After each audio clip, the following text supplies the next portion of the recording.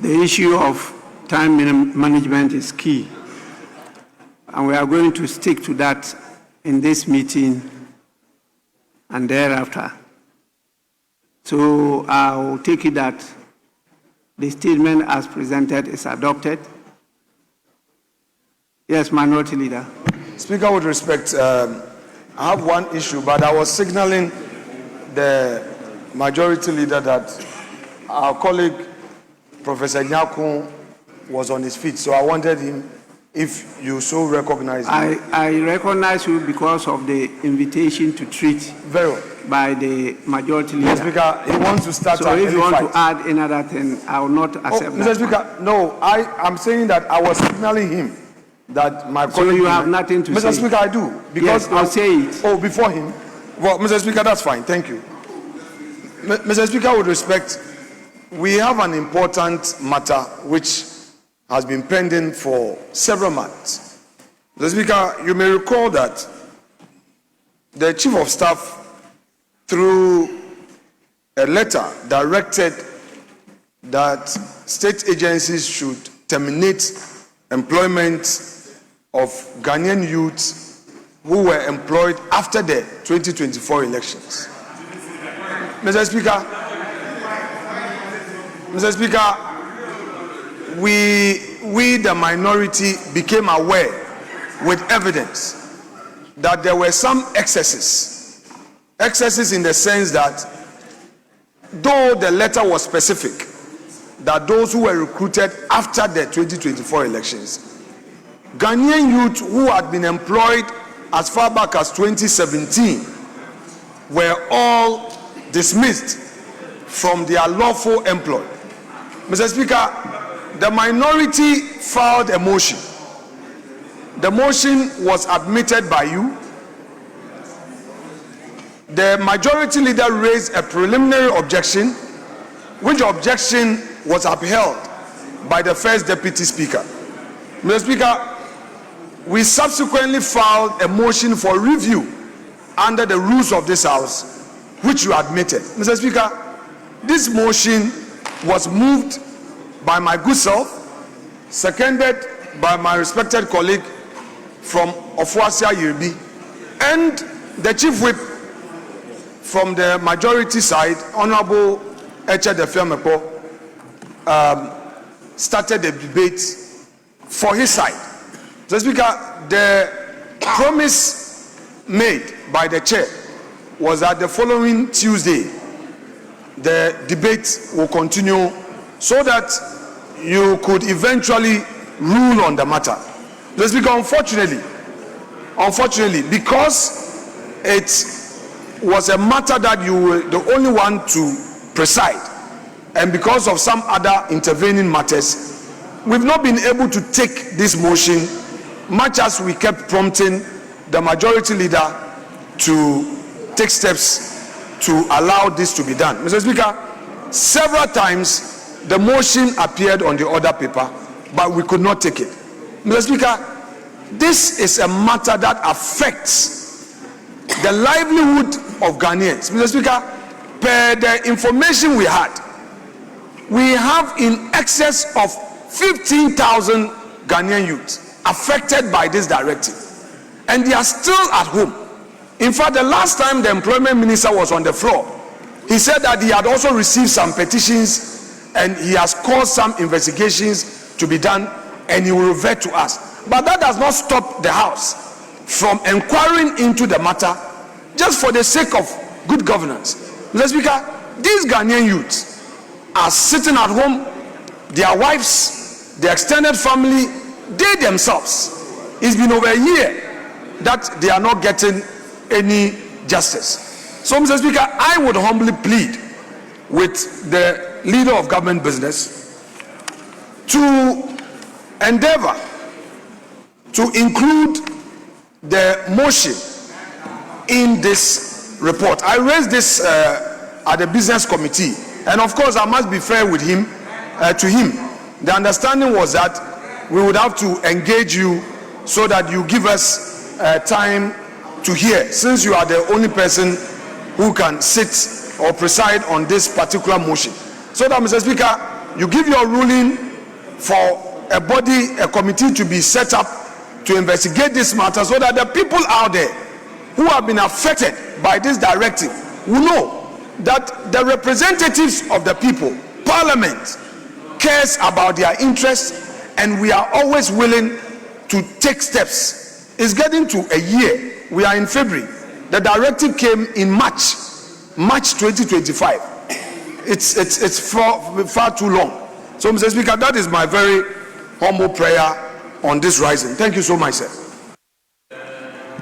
Honorable members, on this matter, I direct that as chairman of the business committee, not leader of government business, but as chairman of the business committee, you cause this matter to be relisted and scheduled for consideration of the House. This thing has gone on since the inception of the Fourth Republic. Anytime there's a change of government, we have people's appointment being terminated, in many cases unlawfully, and they are not even paid. I remember as minority leader in 2001, all the staff of national mobilization were dropped. Nothing was paid. Some directors were dismissed. Some even went to the High Court. Rulings were given. Government did not abide by the rulings. And the lawyers struggled and they could not enforce them. The same happened again in 2009, continued up to date. I mean, we can't keep on this way. We have to improve. So if Parliament has decided to give some guidance as to the way forward, I think it's a good motion that we should create the opportunity for Parliament to have a say. So please take this directive as urgent and make sure that this motion be relisted for the consideration of the House. With this, I just want to inform you that we have Majority Leader. Yes, Mr. Speaker. Time management. Yes, Mr. Speaker. Yes. He hasn't given the full facts. The objection that was raised in this House was based on the fact that the matter was pending in court. That was the objection that was raised.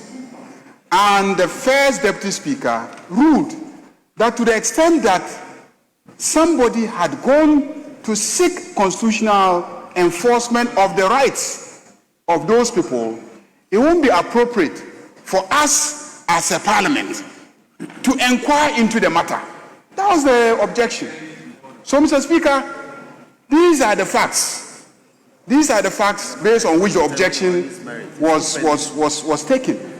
So, your deputy ruled based on those facts. So, if he wants us to relist it and debate it, we'll relist it, we'll debate it.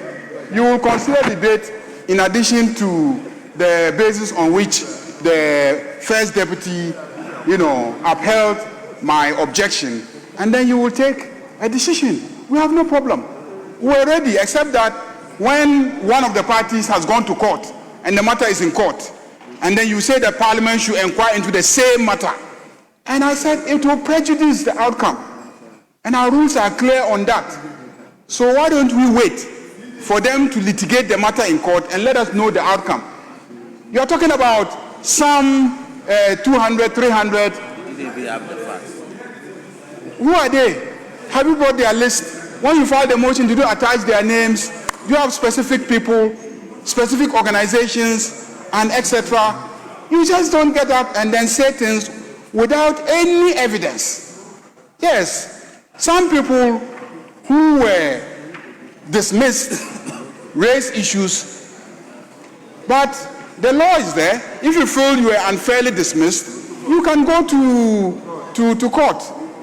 I know somebody in this chamber who was touting the NDC members, saying that he will see if NDC will be able to use protocol to recruit their party members into the agencies. Yes. And boasting about how they had done that. they had used protocol and they had populated all the agencies with their party boys. And they were waiting to see how the NDC is going to do that. This was public. It wasn't private. This was public. The videos are all over. The videos are all over. This is how some of those people got into the agencies. They did not get there on merit. Procedures were not complied with. There was no fairness. This is what happened. And I recall that I was a member of the transition committee. And at the transition committee meeting, we raised the issue. Majority Leader, Speaker, please, I've heard you. We would rather take your first point. And for this second one, you are just speaking in favor of what I said. That is something that we need to look into and then guide future governments. But you raised a first preliminary issue that it was based on the rules of the House, that the First Deputy Speaker made his place his decision on and gave the directive. First Deputy Speaker, may you confirm this before I can come to Minority Leader? Yes. Right Honorable Speaker, it is very true that I base my decision on the fact that the matter was pending in court. Right Honorable Speaker, one of us, in the person of Vincent Ekwa Asafwa, took the matter to the Supreme Court, and at the time that the application was made, his case was pending before the Supreme Court. So to constitute a committee to investigate whilst the matter is pending squarely before the Supreme Court will offend our rules. So, Right Honorable Speaker, on the basis of that, I ruled and given the appropriate directives. Honorable Eko Asafwa, or the Minority Leader, is the case still in court? Mr. Speaker, with respect, let me, please. Mr. Speaker, with respect, this is a house of rules. The Majority Leader, through the submissions he made, is trying to throw dust into our eyes. The ruling of the First Deputy Speaker was challenged under Order 127 of our rules. We attached the ruling and stated the full facts of the case and filed this before you. Mr. Speaker, what the issue is simply that you admitted the grounds of our appeal. You admitted our motion for review. And in fact, we have actually moved our review application. I moved the review application. Honorable Member for Fuasa Yebi seconded the review application, and Honorable Defia Mapo started the debate, had a 25-minute submission at the dispatch box. His boss was not there on his side. So, Mr. Speaker, all we are saying is that let us continue the debate. All this thing that he's saying, there was a ruling, we've moved past that. If a body of first instance makes a determination and a plaintiff in that matter is dissatisfied and appeals it, and a higher authority upholds the grounds of appeal and opens the case up, you don't go back and say that there was a ruling. We've moved past that. We've moved the motion, it's been seconded, and you, the majority, you have submitted strong points in opposing our application. What we, Mr. Speaker, is saying is that let us relist it because the motion has been pending. We need to continue the debate. Then he makes a determination. That's what Mr. Speaker is saying. But where you are taking us back to, Mr. Speaker, is just to confuse everybody. We've moved past that. We've moved past that. Again, Mr. Speaker, our friends on the other side are not coming from a principled angle. The same argument.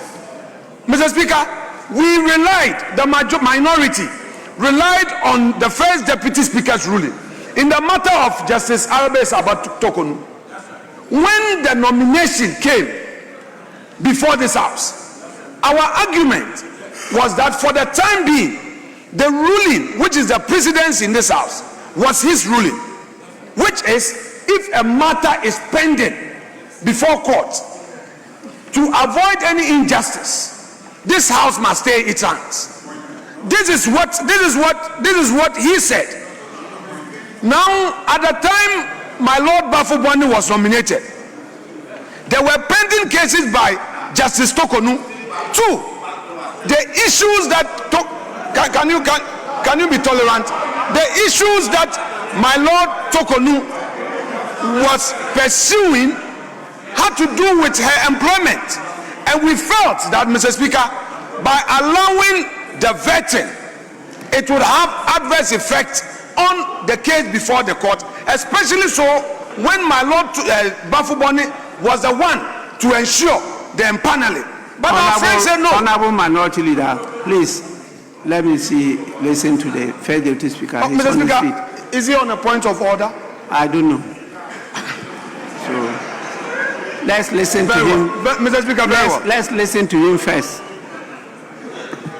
Right, Honorable Speaker. Before delivering my ruling, based on the fact that Honorable Eko Asafua has taken the matter before the Supreme Court, I was furnished with a copy of the court process.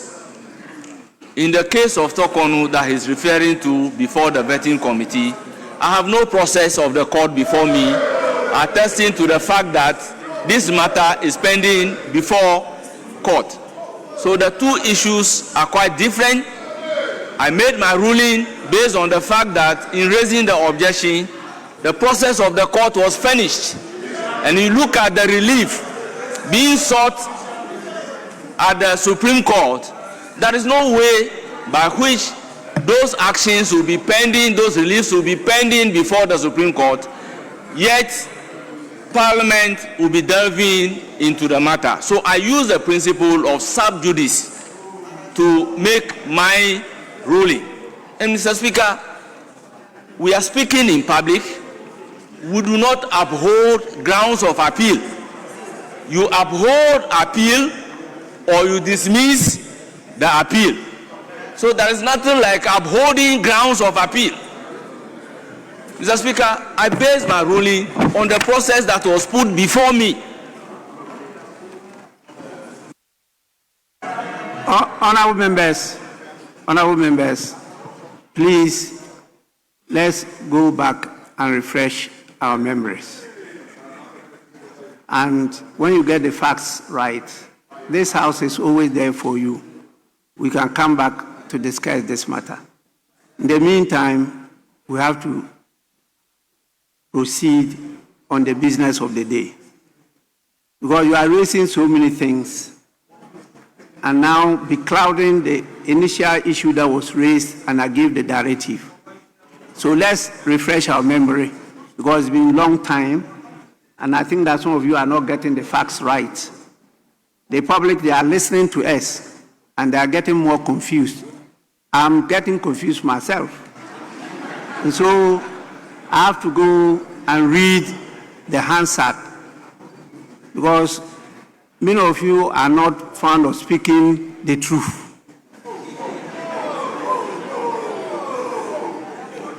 Well, one of the things I hate in life is to tell lies. I'm being truthful and factual. We can audit the Hansard, and you see that I'm on all fours on this matter. Please, when they want to raise the issue, you say, oh, it's politics. As if politics is about speaking on truths. So please, let's go and refresh our memory on this matter. In the meantime, the business statement as presented is adopted. We have before us some students from some educational institutions visiting us, I believe, for the first time. We have students from the University of Cape Coast. These are students studying international relations, and they are being led by one of their lecturers by name Dr. Solomon Sika Bright. Sika, am I right? Is it Sika?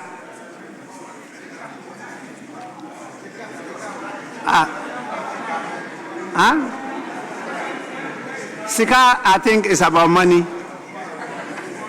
And then he's bright. They definitely are coming from Cape Coast North, and there are 66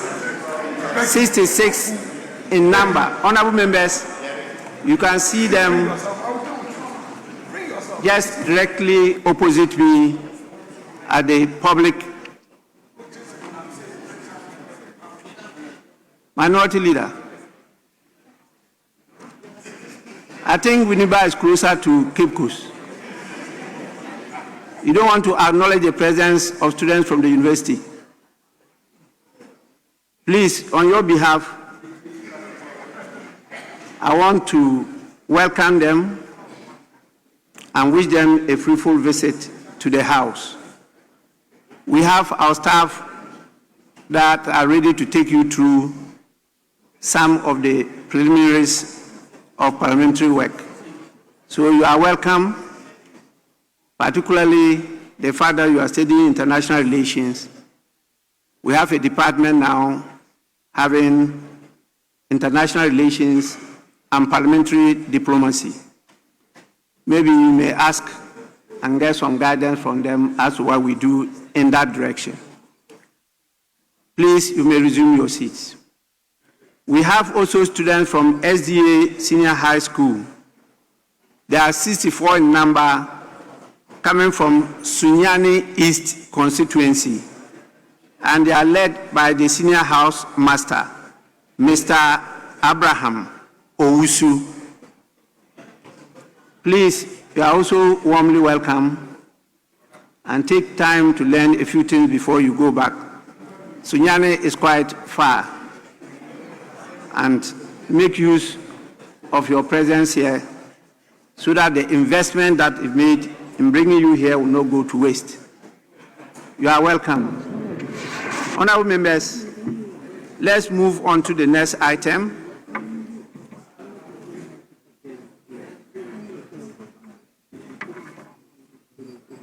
And I want to welcome you. Before I can open the floodgates for you to have these harmonious exchanges. And so I'll read a short statement to welcome all of you to this meeting. Honorable members, I warmly welcome you to the first meeting of the second session of the 9th Parliament of the 4th Republic of Ghana, which formally commences today, Tuesday, 3rd February 2026, and scheduled to recess on the 27th of March 2026. The House, and indeed the nation, remains deeply grateful to Almighty God for the guidance, protection, and special grace He bestowed upon us. It is God and nothing else that enabled us to successfully conclude the first session of the 9th Parliament. By His providence, we are gathered here today, 1 year into the life of the 9th Parliament, with renewed sense of purpose and commitment to serve our dear nation and its people. Honorable members, it is my hope that the recess afforded you the opportunity to receive feedback from our people, reflect, and to replenish your capabilities for a strenuous and focused business of this second session of the 9th Parliament. Honorable members, during the first session, Parliament made steady progress in the discharge of its constitutional mandate. Notable among our achievements were the orientation of new members, the constitution and operationalization of the committees of the House, and the consideration and passage of bills, constitutional and statutory instruments, as well as other essential parliamentary business. These accomplishments reflect the collective efforts of honorable members, parliamentary leadership, committees, officers of the parliamentary service, and civil society organizations. I want to take this opportunity to commend the leadership and all members and staff for your dedication and hard work. Notwithstanding these achievements, we must also acknowledge with candor the challenges we encountered during the period under review. The first session tested us in many important ways. It tested our endurance and adherence to parliamentary discipline, our tolerance for different views, and our collective commitment to the traditions, customs, and conventions that sustain the democratic culture of Parliament. These trying moments invite us to reflect not merely on events, but on the standards we set for ourselves as custodians of the people's mandate. It is through such reflection that institutions learn lessons, mature, and become stronger. Accordingly, I wish to inform the House that the Speakership, together with leadership of the House, is planning to observe the 1-year anniversary of the inception of the 9th Parliament.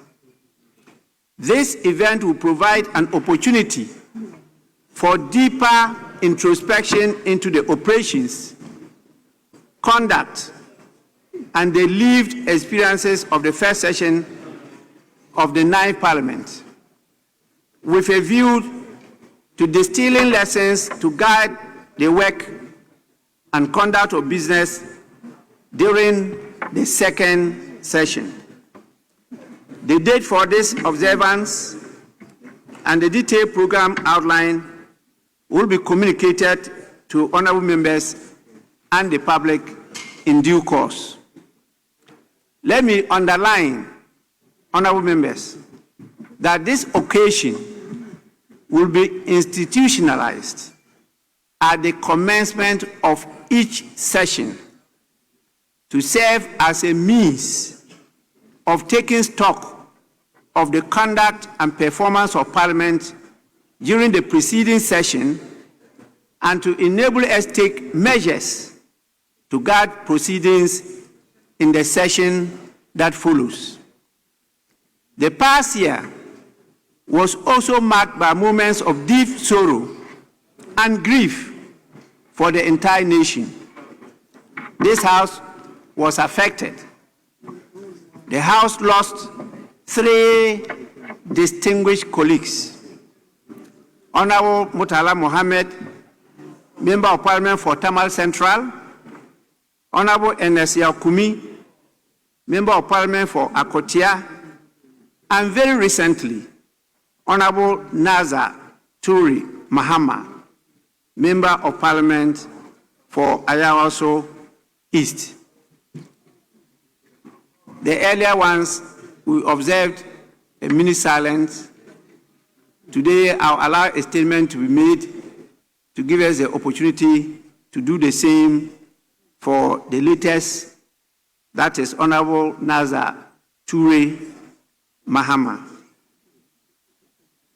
In the meantime, with your kind permission, may their souls rest in perfect peace in the bosom of the Almighty God. The passing of these patriots is a solemn reminder of the fragility of life and the sacrifices inherent in public service. Their departure therefore calls upon us to uphold compassion, solidarity, mutual support, and love for one another, even as we engage in robust debate to make our lives in this world a better experience. While differences of opinion are natural in every democratic parliament, respect for one another, love and unity of purpose must always hold sway over hatred and bitter partisanship. Honorable members, the second session, and particularly this meeting, presents us with a demanding legislative and oversight agenda.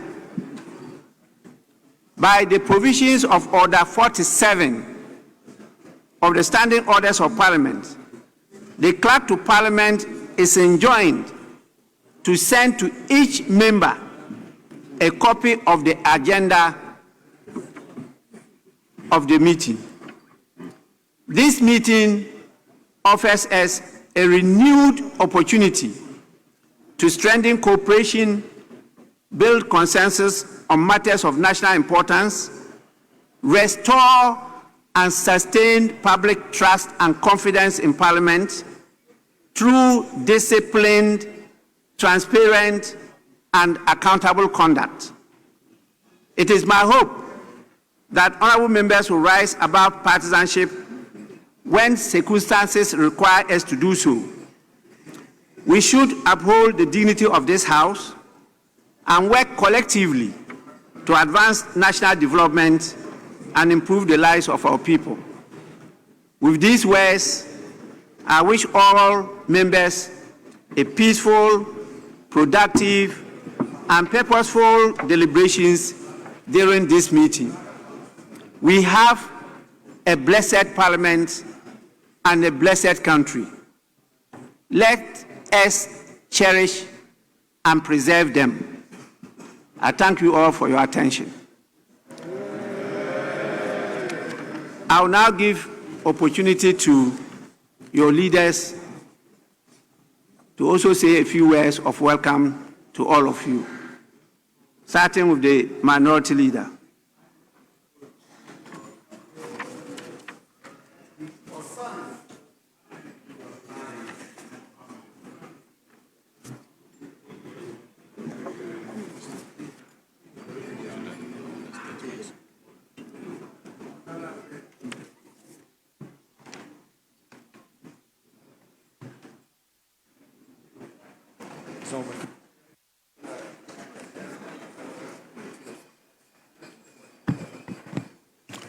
Right Honorable Speaker, my dear colleagues, this afternoon we reconvene in this Honorable House to confront uncommon challenges facing our Republic. At home, our people struggle for employment. Abroad, Ghana's voice faints as traditional friends turn their back on us.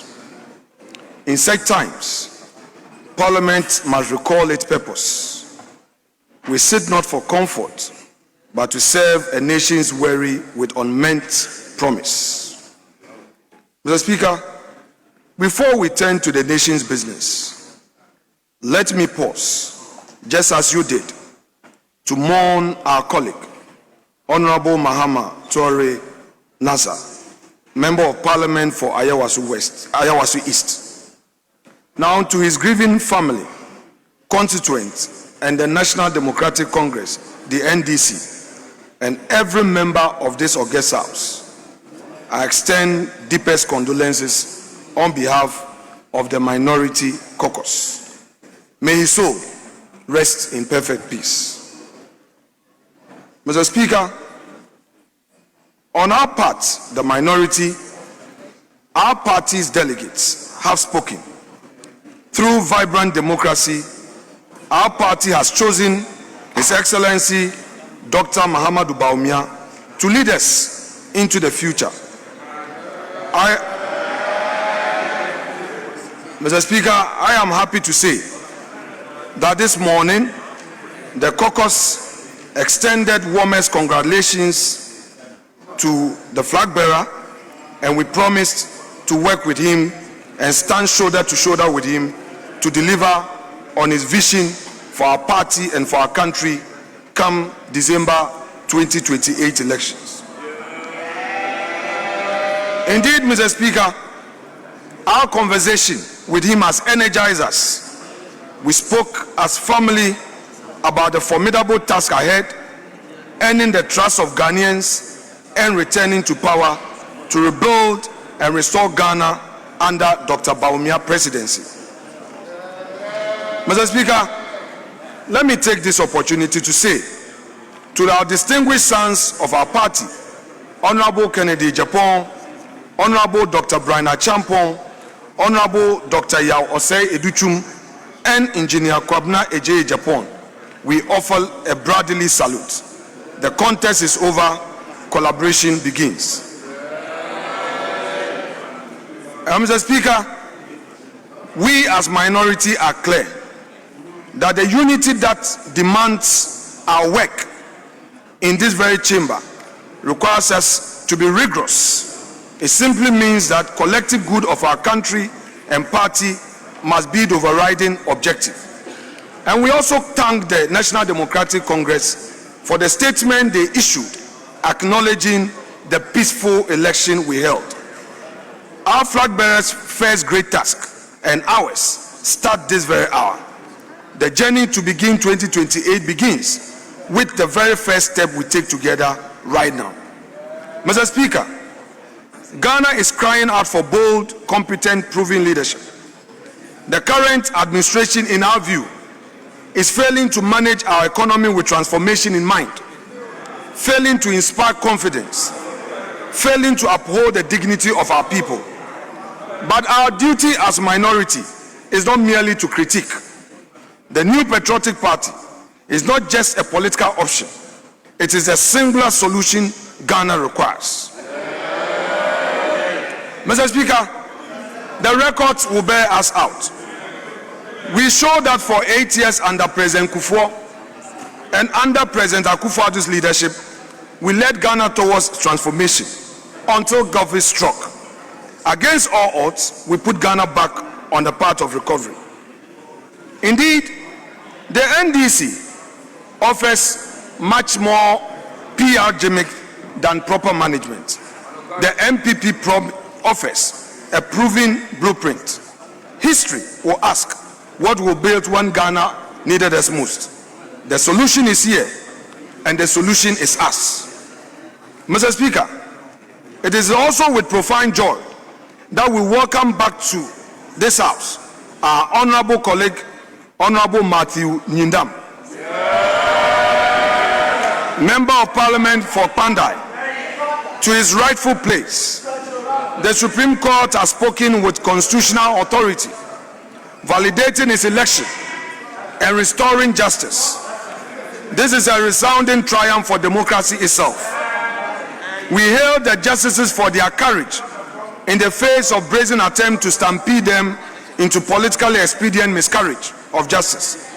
This House has urged institutional restraint, as we did with the bogus processes that, in our view, forced the Chief Justice, Justice Arabe Sabote Kunu, out of office. But our colleagues opposite chose to speed up the process, which we again oppose. Mr. Speaker, let this be our pledge. We shall model maturity, eschewing hasty suspensions that invite chaos. In restraint lies our strength, in haste our humiliation. Outside this chamber, the story is harsher. A nation without two important ministers. It has been months since the tragic helicopter crash took our ministers for defense and environment. Those vital ministries remain without substantive leadership. We demand forthwith that Mr. President nominate these ministers to mount these ministries. It is not enough to have the Minister of Finance with a huge responsibility also taking up the Ministry of Defense. Mr. Speaker, on jobs, last November, 6 young women died in a stampede at Elwak Sports Stadium during recruitment. When a country turns a recruitment gate into graveyard, it is a government that has failed our youth. On food, farmers complain of losses while families struggle with high prices. When food rots in villages, while children sleep hungry in towns, the problem is policy and logistics. Meanwhile, government says that inflation has come down. Our farmers have always carried Ghana on their shoulders with respect to food security in the country. Unfortunately, 2025, farmers were faced with lack of agricultural inputs.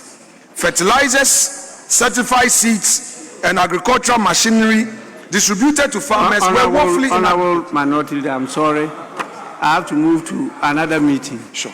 So the first Deputy Speaker will take the chair.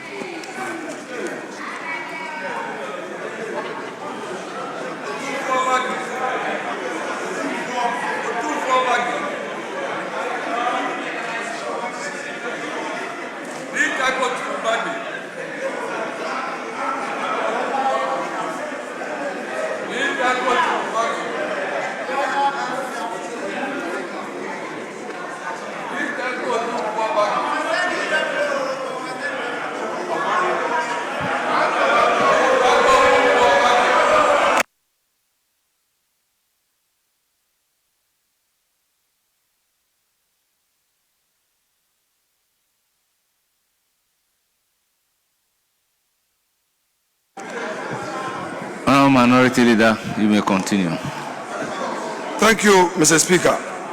Mr. Speaker, I'll take it again. Our farmers have always carried Ghana on their shoulders with respect to food security in the country. Unfortunately, in 2025, farmers were faced with lack of agricultural inputs. Fertilizers, certified seeds, and agricultural machinery distributed to farmers were woefully inadequate.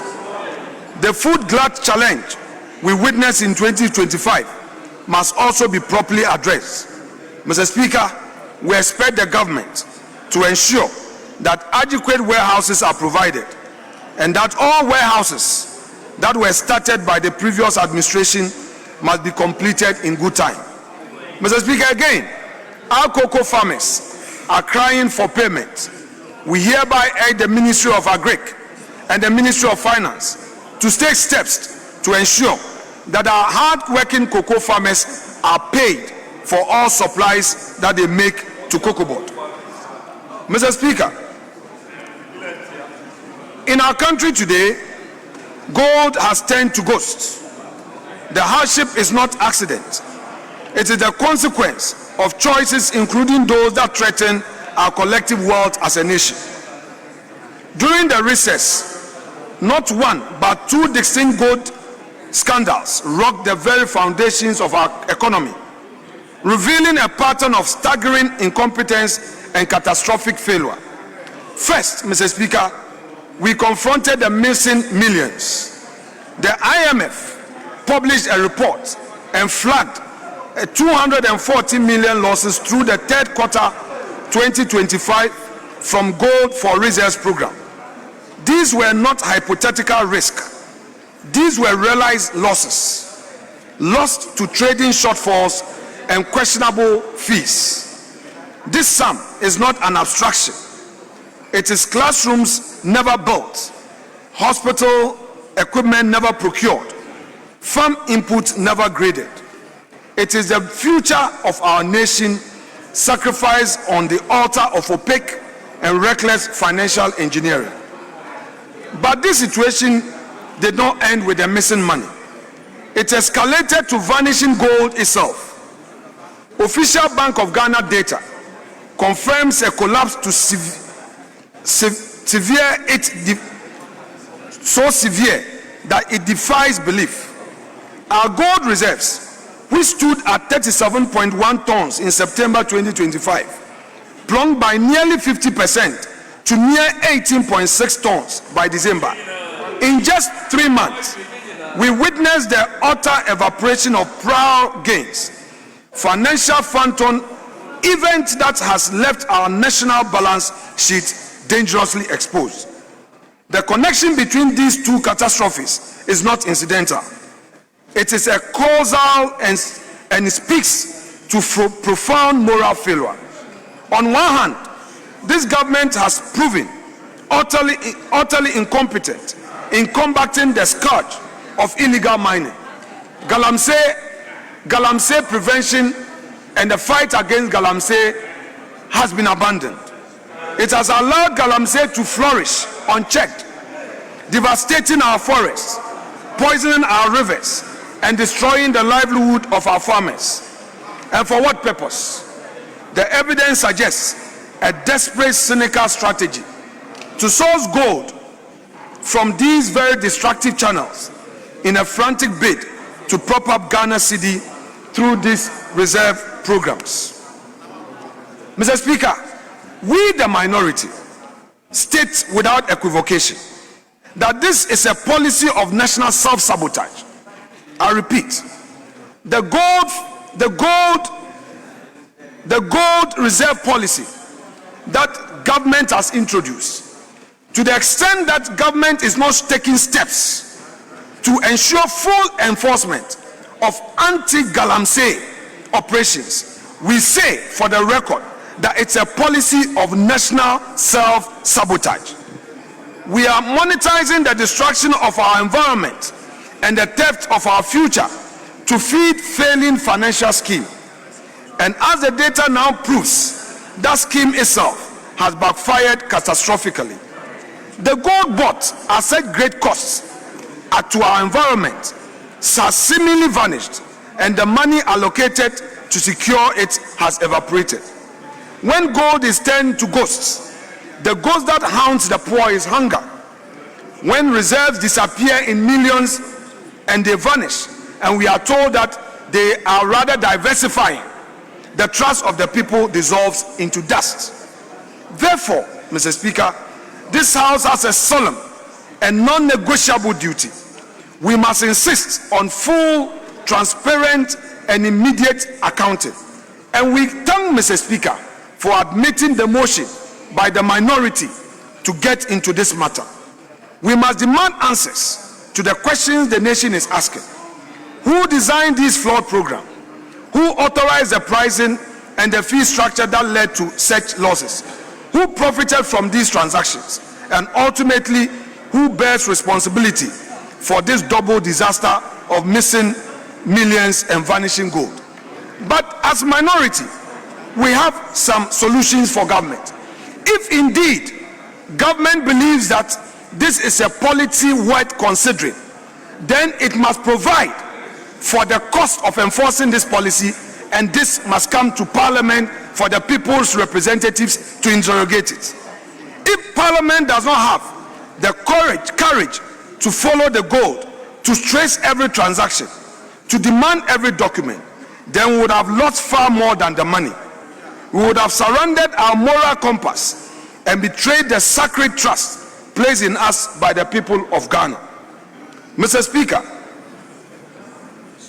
as we are at management in the country and at home, the world changes without us. The United States announced an indefinite pause in immigrant visa processing for Ghanaians. The message is unmistakable. Ghana has slipped from trusted partner to flag concern. Our foreign ministries, our foreign policy, the inconsistency there too, the adversarial posture has replaced professional diplomacy with domestic theater. When our foreign ministry treats international partners as props for local politics, ordinary Ghanaians become collateral damage. The ultimate answer is not simply to lobby foreign embassies. It is to build Ghana worth staying in. A serious nation does not treat its people as exports. Mr. Speaker, reports show a worrying spike in assault on journalists. A state that cannot protect the pen will soon find it cannot protect the ballot box. Attacks make headlines, then files gather dust while impunity gains confidence. Violence against journalists is an attack on Parliament itself, because it is the media that carries our debate to the people we represent. Mr. Speaker, the minority in this meeting shall pursue vigorous accountability, and this is what we are going to do. Accountability will not just be a slogan, it is going to be our schedule. The minority would formally move for targeted parliamentary inquiries on the following: 1, the helicopter disaster; 2, the Elwak tragedy; 3, the gold reserve losses; 4, the violence against journalists; 5, the abuse associated with bail conditions by certain investigative agencies of state; the US visa ban; and not the least, the unlawful dismissal of Ghanaian youth. We will not accept indefinite delay. Accountability without a calendar is merely public relations.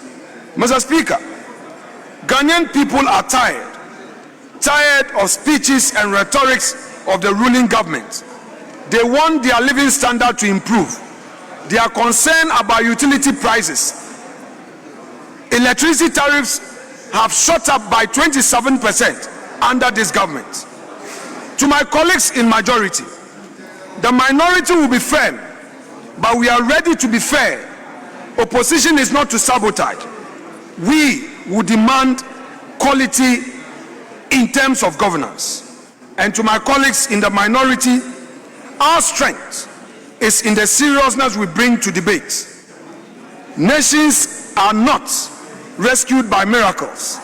They are rescued by choices. The choices we make in this meeting will echo in the homes of the jobless, in the heart of the grieving, and in the verdict of history. Let us rise to the occasion and let us demonstrate that we are formidable and that we are not just opposing, but we offer solutions. Mr. Speaker, let me on this note thank colleagues and welcome them back to this chamber and wish all of us a successful deliberation. Thank you so much.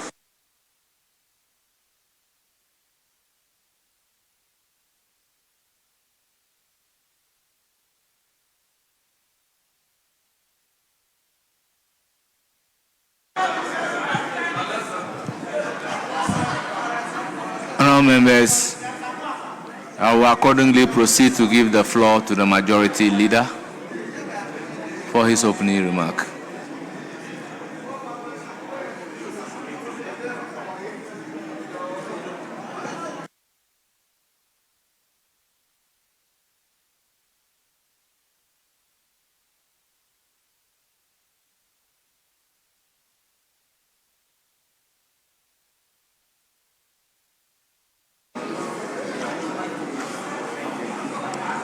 Honorable colleagues, Right Honorable Speaker,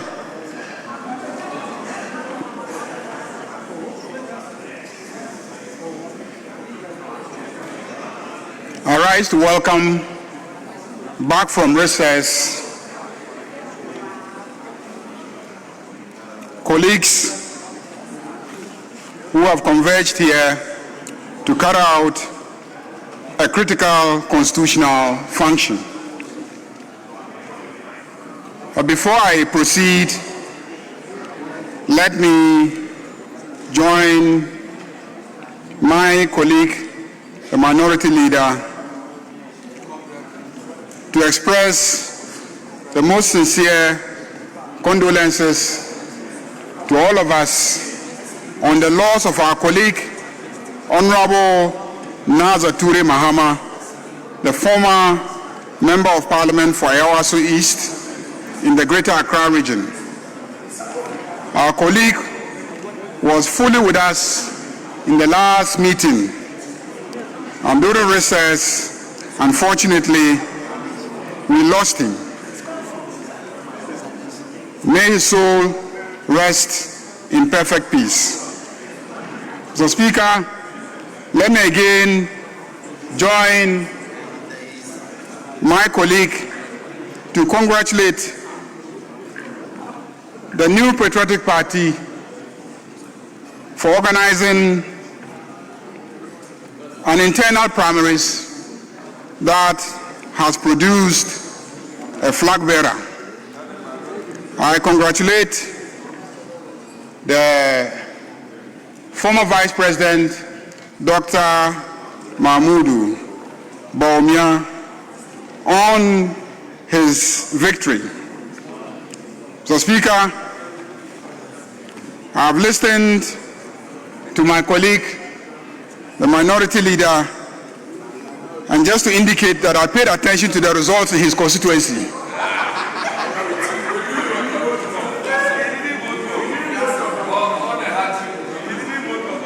Honorable Kennedy got 644 votes.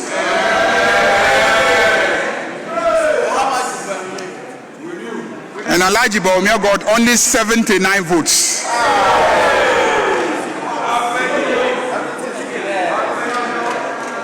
In the constituency of the Minority Leader.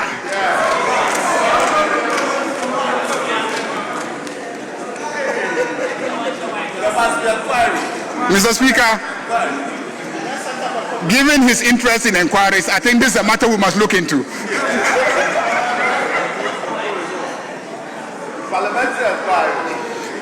Mr. Speaker, this House reconvenes at a time when the Ghanaian economy has regained stability after a period of severe distress.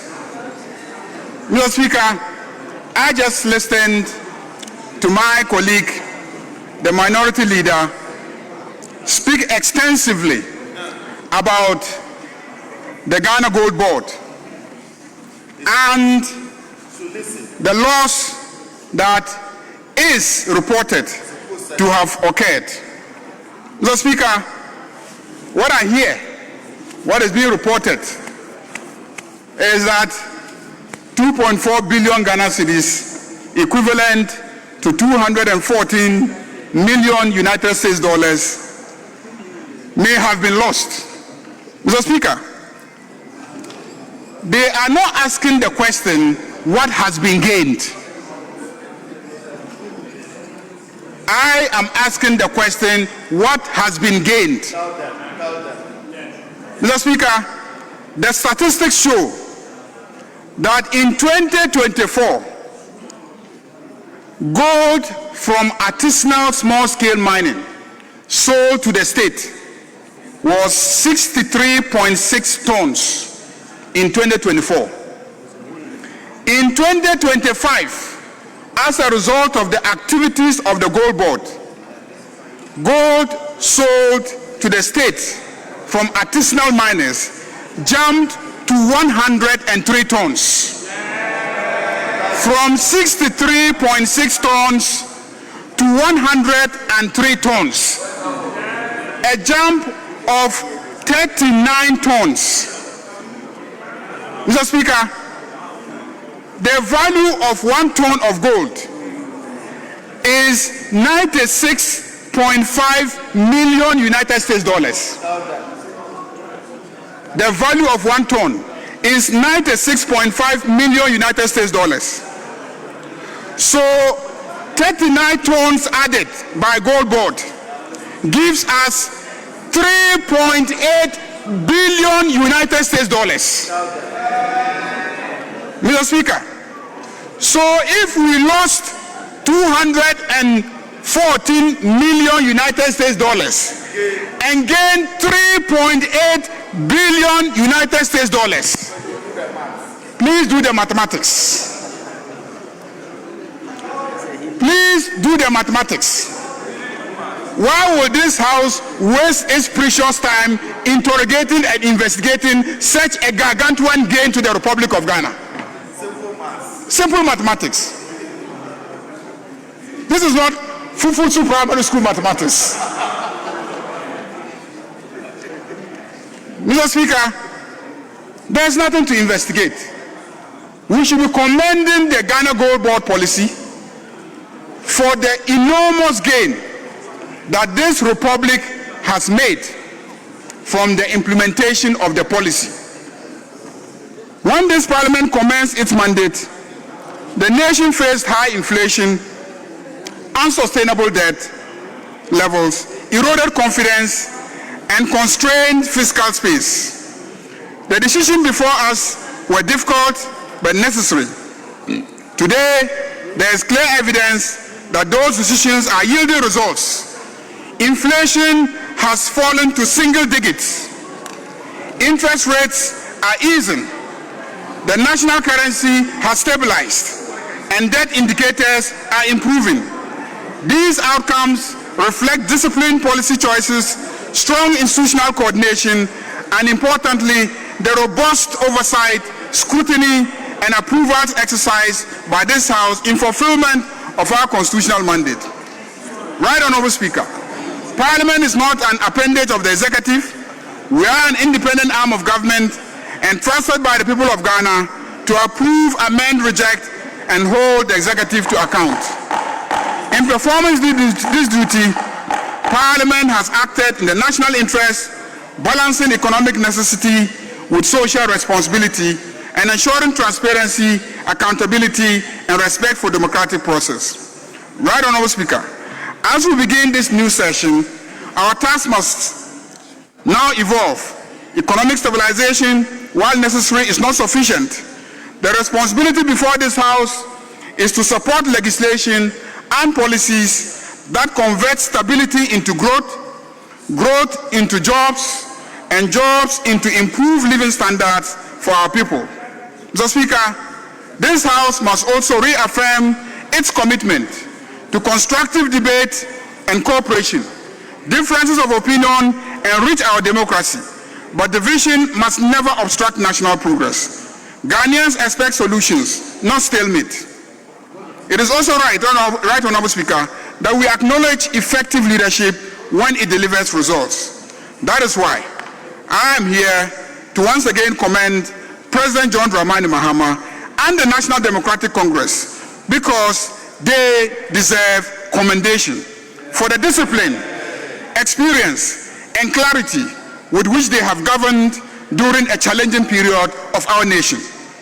The progress recorded in restoring confidence, easing economic pressure, and laying the foundations for sustainable growth reflects leadership that has prioritized the national interests. Allow me to present an overview of Ghana's fiscal and macroeconomic performance in 2025, underscoring the key achievements and reforms that have strengthened our economy and laid a solid groundwork for 2026.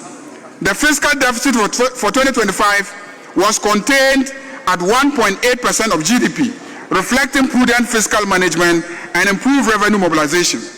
Total public debt decreased from 726.6 billion in 2024 to 630.2 billion in 2025, representing a 13.3% reduction in just 1 year. Debt as a share of GDP fell significantly from 68.7% to 47.0%, a reduction of 23.7 percentage points in just 1 year. strengthening the country's debt sustainability profile. Real GDP growth remains steady at 4.8%, supported by resilience in key sectors.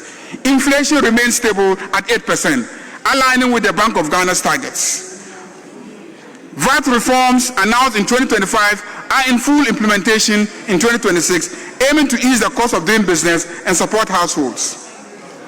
We abolished the COVID-19 health recovery levy, saving households and businesses 3.7 billion Ghana cedis in 2026. We remove and decouple Get Fund and NHIA levies from the VAT base, enabling input tax deductions and lowering business costs by 5%. We abolish VAT on recognizance and prospecting of minerals, reduce the effective VAT rate from 21.9% to 20%, increase the VAT registration threshold from 200,000 to 750,000. Mr. Speaker, we extended the VAT zero rating on locally manufactured textiles to 2028. We recapitalized ADB and CBG with 1 billion Ghana cedis, strengthening the financial sector, making it stable, supporting credit flows to households and businesses. For the first time since 2007, when the cedi was redenominated, the Ghanaian cedi appreciated by 32% against the United States dollars, marking a historic milestone and reflecting the resilience of our economy and the success of our stabilization policies. Average lending rates have declined from 30% to 22%, and treasury bill rates from 29% to 11%, making financing more affordable for businesses and households. These improvements have generated approximately 8 billion Ghana cedis in national savings on interest, directly benefiting the private sector and citizens.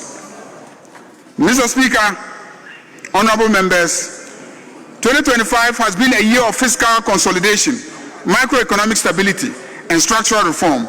These measures have positioned Ghana for sustainable growth in 2026, enhance debt sustainability, and improve the business and investment climate. Looking ahead, 2026 promises to be a transformative year for Ghana with targeted initiatives across all key sectors. Mr. Speaker, the government will complete 30 abandoned E-blocks, community day schools, and the Get Fund. Government will construct 200 new junior high schools, construct 200 new primary schools, construct 200 new kindergartens, and construct 400 teacher bungalows and 400 sanitation facilities. Funding will also be provided for textbooks, school furniture, and transport for learners. 6 new regional hospitals will commence construction this year, alongside 2 district hospitals at Bole and Shama, while 10 Agenda 111 hospital projects will be completed. Ongoing projects at La General, Afenyo and Kwanta, Komfanochi Maternity, and the Ashanti Regional Hospital will continue, and diagnostic and treatment centers will be established across major hospitals through PPPs. Mahama Cares will receive 2.3 billion Ghana cedis, and 9 billion is programmed for NHIS claims. Essential medicines, vaccines, and free primary health care will be ensured in the ensuing year. The government would allocate 500 million Ghana cedis for district housing, including resettlement of Akosombo Dam spillage victims. A major push will also be made for critical infrastructure, including the long-awaited Accra-Kumasi Expressway. Additionally, 200 million is earmarked for mini stadia. 1.1 billion will support LEAP, 401 million for women-owned SMEs through the Women's Development Bank, 170 million for the National Apprenticeship Program, and 169 million for BEC registration, 474 million for nursing trainee allowances, and 292 million for free sanitary pads for girls. The National Theatre in Accra will be rehabilitated, and the second theatre will be developed in Kumasi. 20 million will seeds for Creative Arts Fund, and 150 million will support anti-illegal mining operations. 50 million is allocated for fishing nets and outboard motors. These initiatives collectively push 2026 as a year of tangible progress, improving education, healthcare, infrastructure, social protection, and economic opportunities for all Ghanaians. Let me also acknowledge the successful election of Dr. Mahmoud Bawumia as flag bearer of the New Patriotic Party. We congratulate him and his party for concluding that internal democratic process. Mr. Speaker, if you observed, my friends on the other side were all in white today to celebrate the victory. I joined them to wear white to celebrate the victory. But the reason why I have worn white to celebrate the victory is because the Bawumia that I know, NDC will beat him anytime in the day.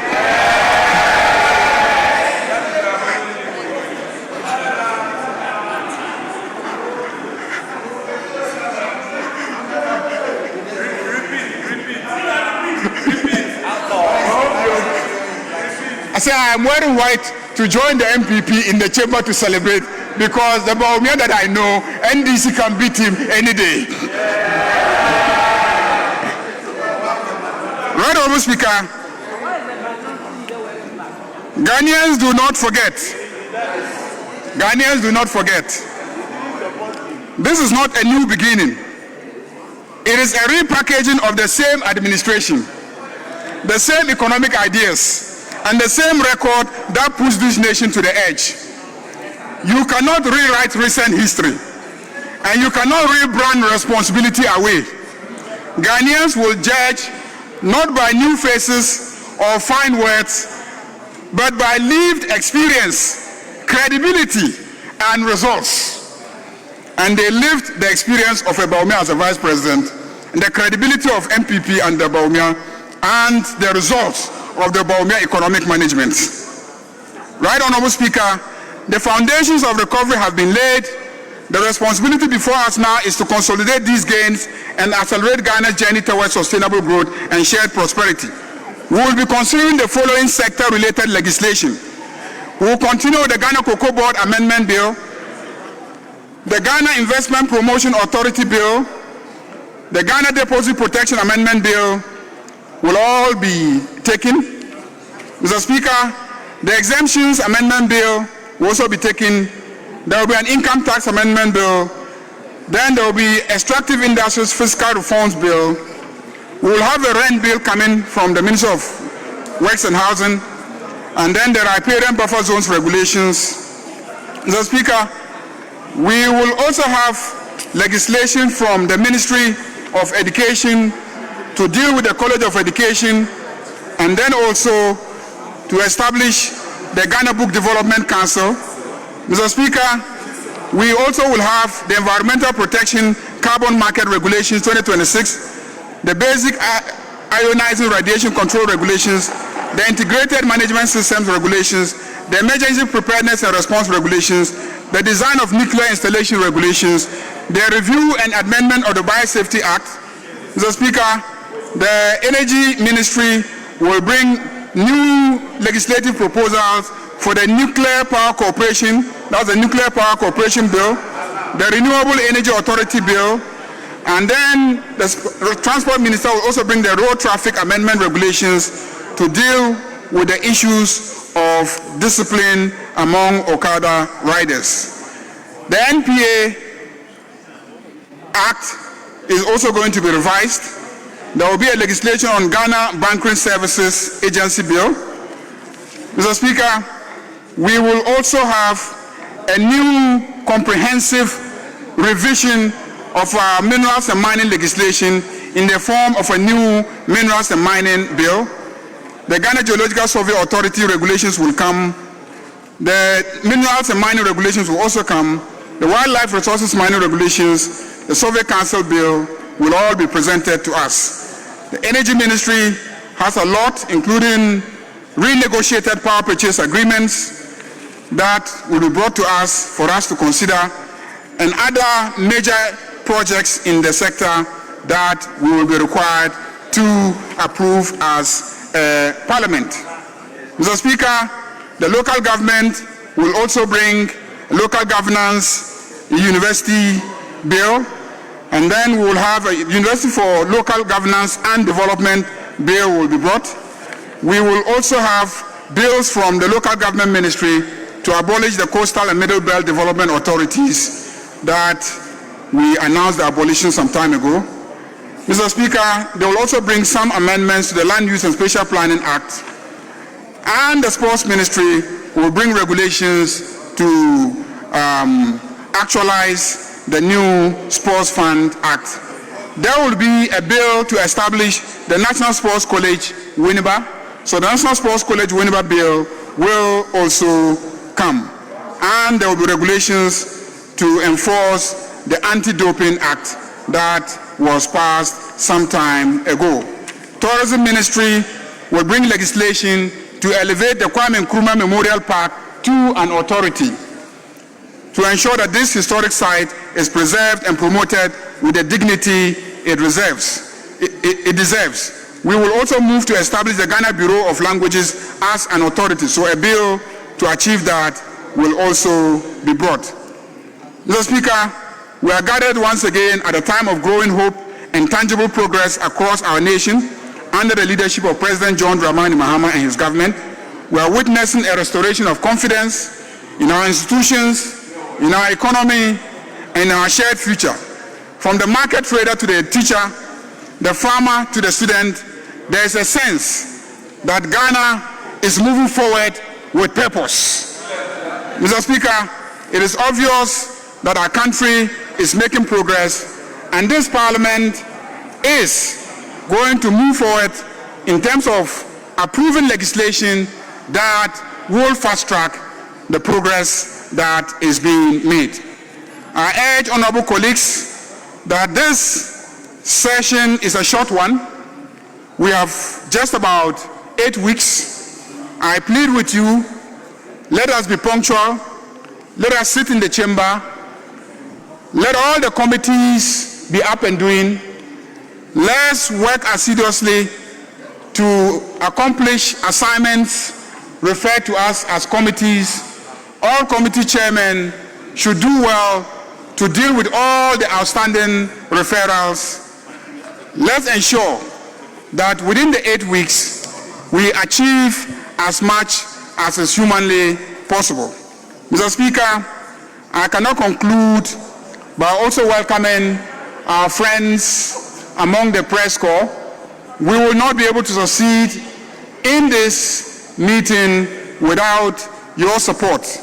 We will also welcome the parliamentary staff, many of whom, even during the recess, sacrificed precious time to work with certain committees, including the Public Accounts Committee. I know the Security and Intelligence Agency committees. I also know that the Constitutional, Legal, and Parliamentary Affairs committees and others were all busy working on bills that were referred to them during the recess.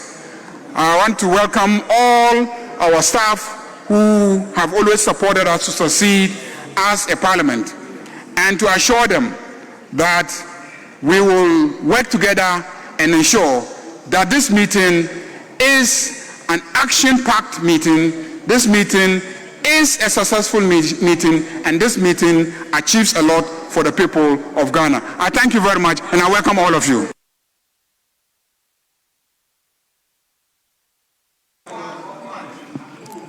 Thank you.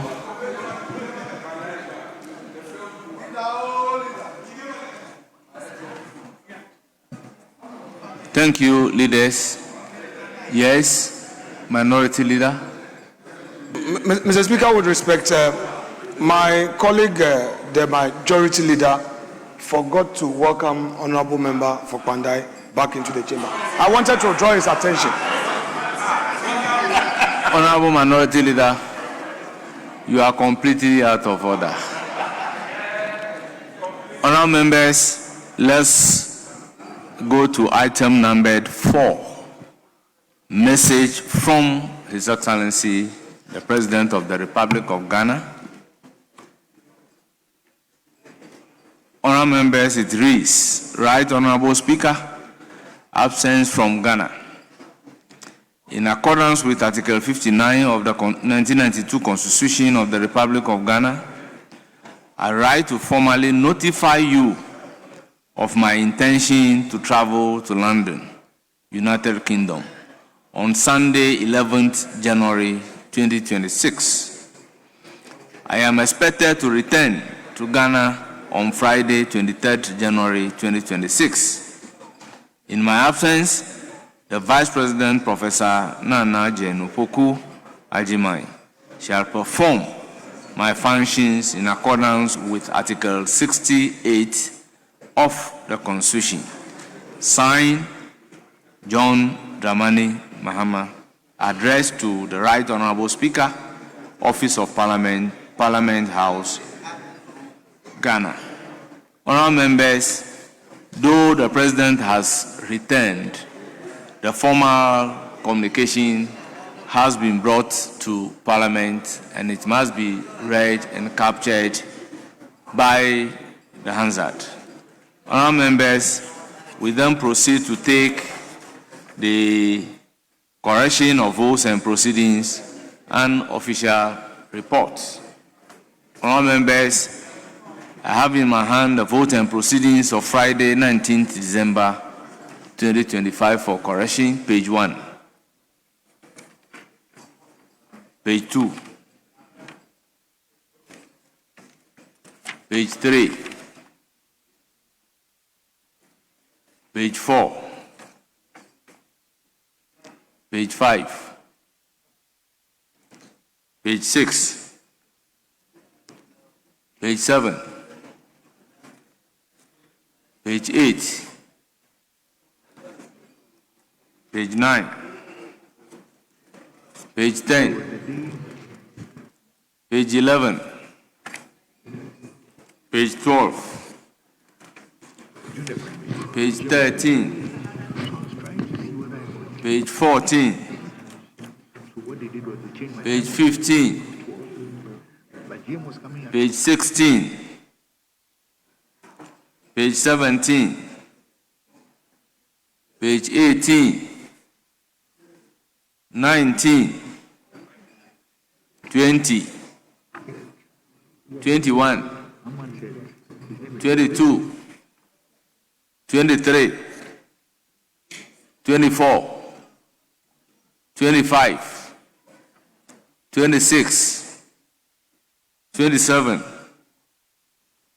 28, 29, 30, page 31, 32, 33, 34, 35, 36, 37, 38, 39, and 40, 41, 42, 43, 44, 45, 46, 47, 48, 49, 50, 51, 52, 53, 54, 55, 56, 57,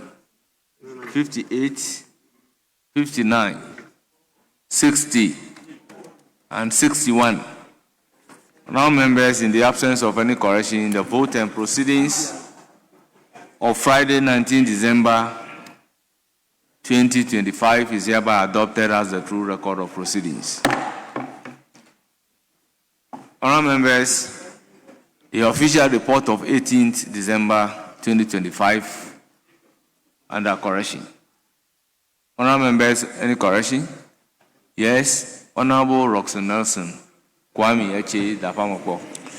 Speaker, thank you. Speaker, may I take the House to page 7, column 1, page 7, line 4.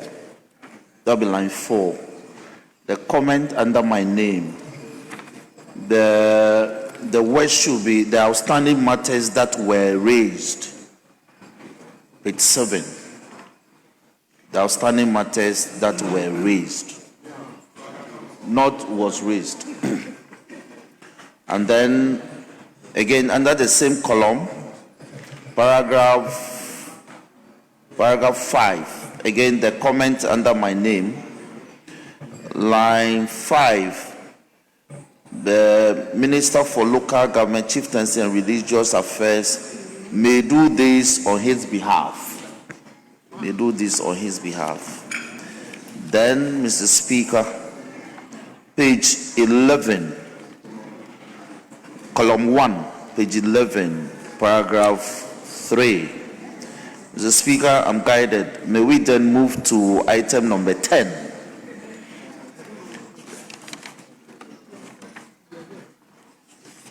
Mr. Speaker, I believe that will be all. Thank you for the opportunity. Thank you very much, Honourable Member. Any further correction?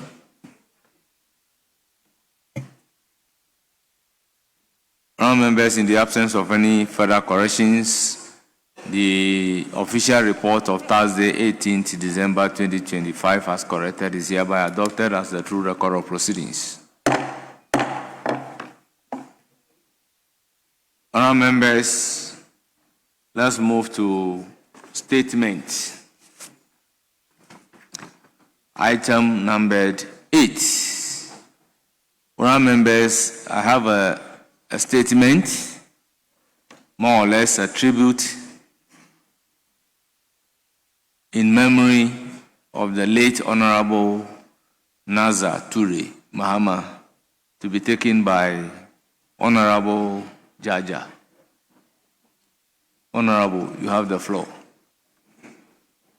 Thank you very much, Right Honourable Speaker. Mr. Speaker, with your leave, I read a tribute statement of the late colleague of ours, Honourable Alhaji Nazar Ture Mahama. Mr. Speaker, Honourable Alhaji Nazar Ture Mahama was a distinguished businessman, political leader, devoted family man, and committed servant of the people of Ayawaso East. His life was marked by excellence, humility, discipline, and unwavering dedication to public service. From the boardroom to Parliament, and from his constituency to his home, he lived a life of purpose and impact, quietly shaping communities, institutions, and lives for decades. Honorable Ture hailed from Kwi, a community in the northern region of Ghana, but was born on Wednesday, 17th March 1965 in Nima 441. He was raised within the rich cultural and moral framework Ghanaian values, hospitality, integrity, leadership, and communal responsibility. These formative influences shaped the strong character that would later define his political and business leadership. Mr. Speaker, Honorable Ture began his basic education at Kanda 1 and 2 Primary School and later proceeded to West African Senior Secondary School, where we call WAS, in Accra. With a strong desire to broaden his horizon, he traveled extensively to Syria, Jordan, and Japan, gaining valuable work experiences that shaped his worldview, discipline, and commitment to service. After years abroad, he returned to Ghana in the year 2000 and soon aligned with the developmental vision of the National Democratic Congress, NDC. In the year 2006, he began active service in the party, earning the trust of members and community leaders through dedication, humility, and hard work. His unwavering commitment to the betterment of his people led to his election to Parliament in the year 2012. He entered into this house in the Safe Parliament 7th January 2013, where he represented his constituency with excellence the good people of Ayawaso East.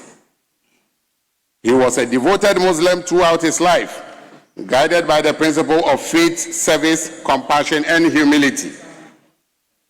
Mr. Speaker, Honorable Nasser Toure believed deeply in lifelong learning. Despite his early successes in business and leadership, he continued to invest in his education and professional development with academic institutions like London Center of Management, Zone Investment Ghana, International University of the United States, Center of Energy, Petroleum and Mineral Law and Policy, and in Boston, USA. This academic pursuit laid the foundation for his remarkable competence, particularly in the energy and petroleum sector. Areas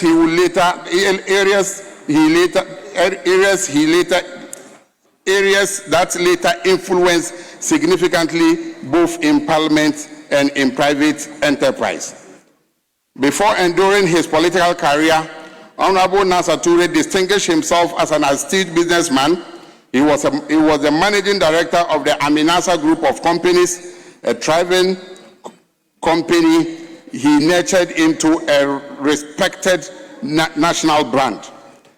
Under his stewardship, the group grew into a multifaceted business empire with a strong community impact. The major companies under the group include Aminasa Oil and Gas Company Limited, Aminasa Mats, Aminasa Construction, Aminasa Forest Bureau, and OTA Forex Bureau. Mr. Speaker, Honorable Toure was more than a managing director. He was a visionary leader who held policy, empowered staff, created employment, supported young entrepreneurs, and demonstrated measurable excellence in Ghana's private sector landscape. His passion for community growth, fairness, and national development led him into politics.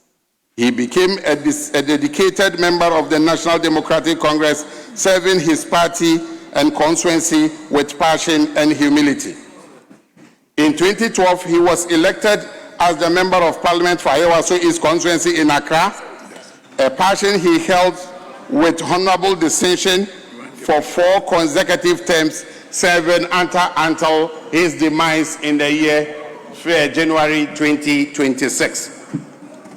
Mr. Speaker, during his tenure, Honorable Mahama Toure served on a number of committees, including the Committee on Energy, where he was the vice chairman until he died, Committee on Roads and Transport as a member, House Committee, Private Members Bill and Private Members Motion. He served on the Judicial Committee and many others. Mr. Speaker, he also served on several boards, including the Petroleum Commission and Energy Commission. He was known among his colleagues as the calm, respectful, principled, and thoughtful legislator, one who preferred service to noise and impact to popularity. His contribution in the Energy and Mines Committee were particularly notable, reflecting his deep knowledge in the petroleum regulation, upstream negotiation, and the energy sector management. Honorable Nasser Toure served the people of Ayawaso East with extraordinary dedication. He was fatherly, approachable, generous, and available to all. He provided education support and scholarship, offered job opportunities through his business, and immensely supported community organizations and youth groups. His constituents remember him for the following notable projects: infrastructure and sanitation improvements, roads and traffic upgrades, community facility enhancement, bridge and local links, sanitation and engagement focus, parliamentary roles and influence, health, and many others. Mr.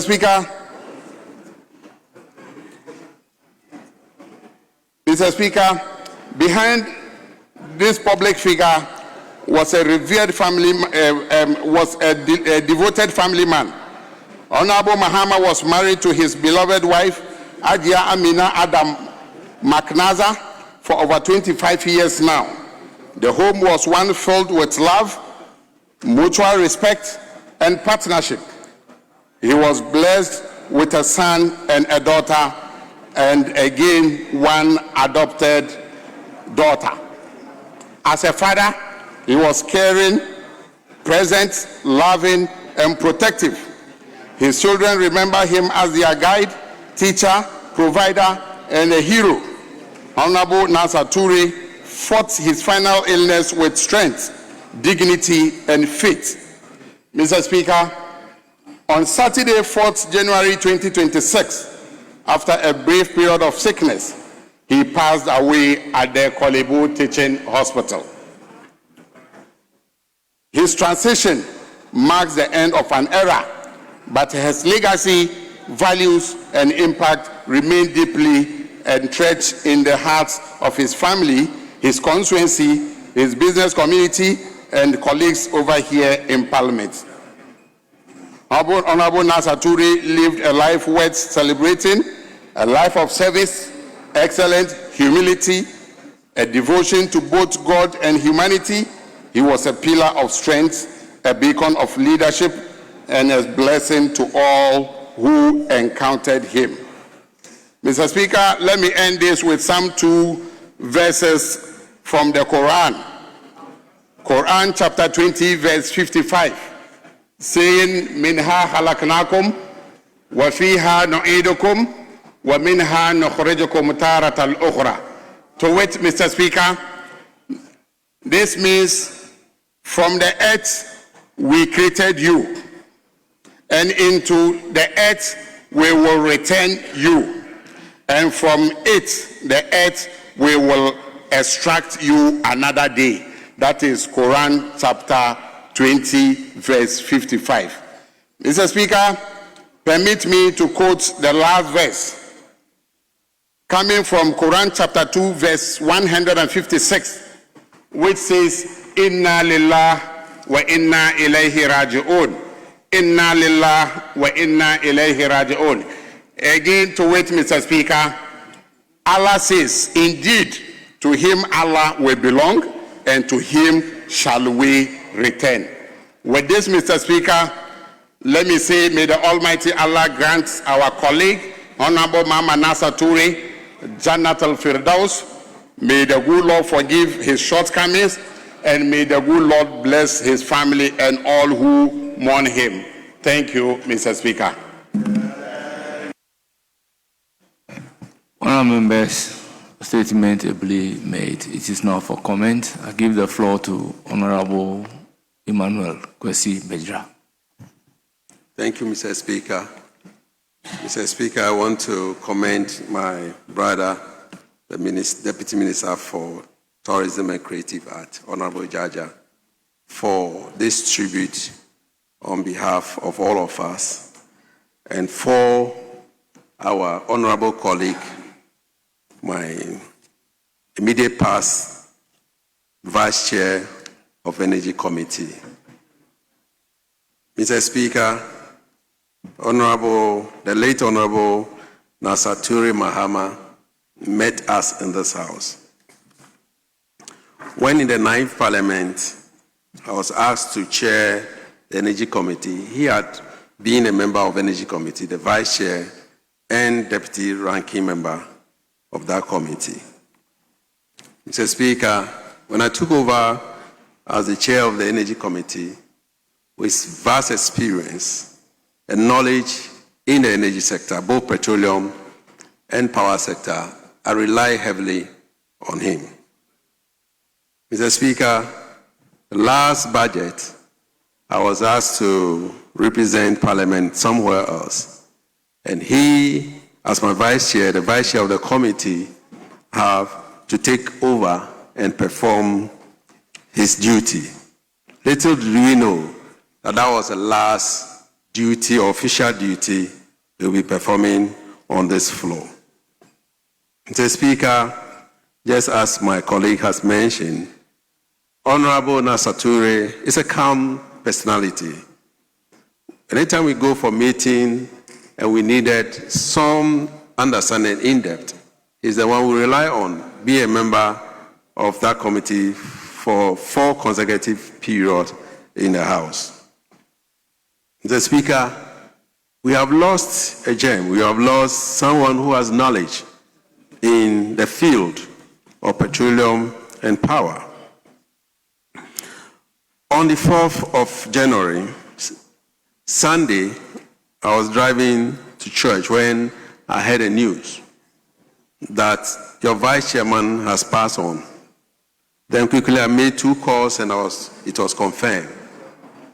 I was really shocked because even though our colleague was not in the best health situation, anytime we have committee meetings, even outside, Honorable Jaja, Honorable Nasa Ture would like to be at that committee meeting, sometimes at the peril of his own life. He travels with us, and you see him traveling back to Accra, and then returning to committee meetings or even our rounds when we are visiting some installations under our committee. He's one person who you will not find him being angry. Sometimes at provocation from other colleagues, we just say, Honorable Chairman, calm down. This thing we have done it before, and we'll do it again. It's, Honorable Chairman, calm down, calm down.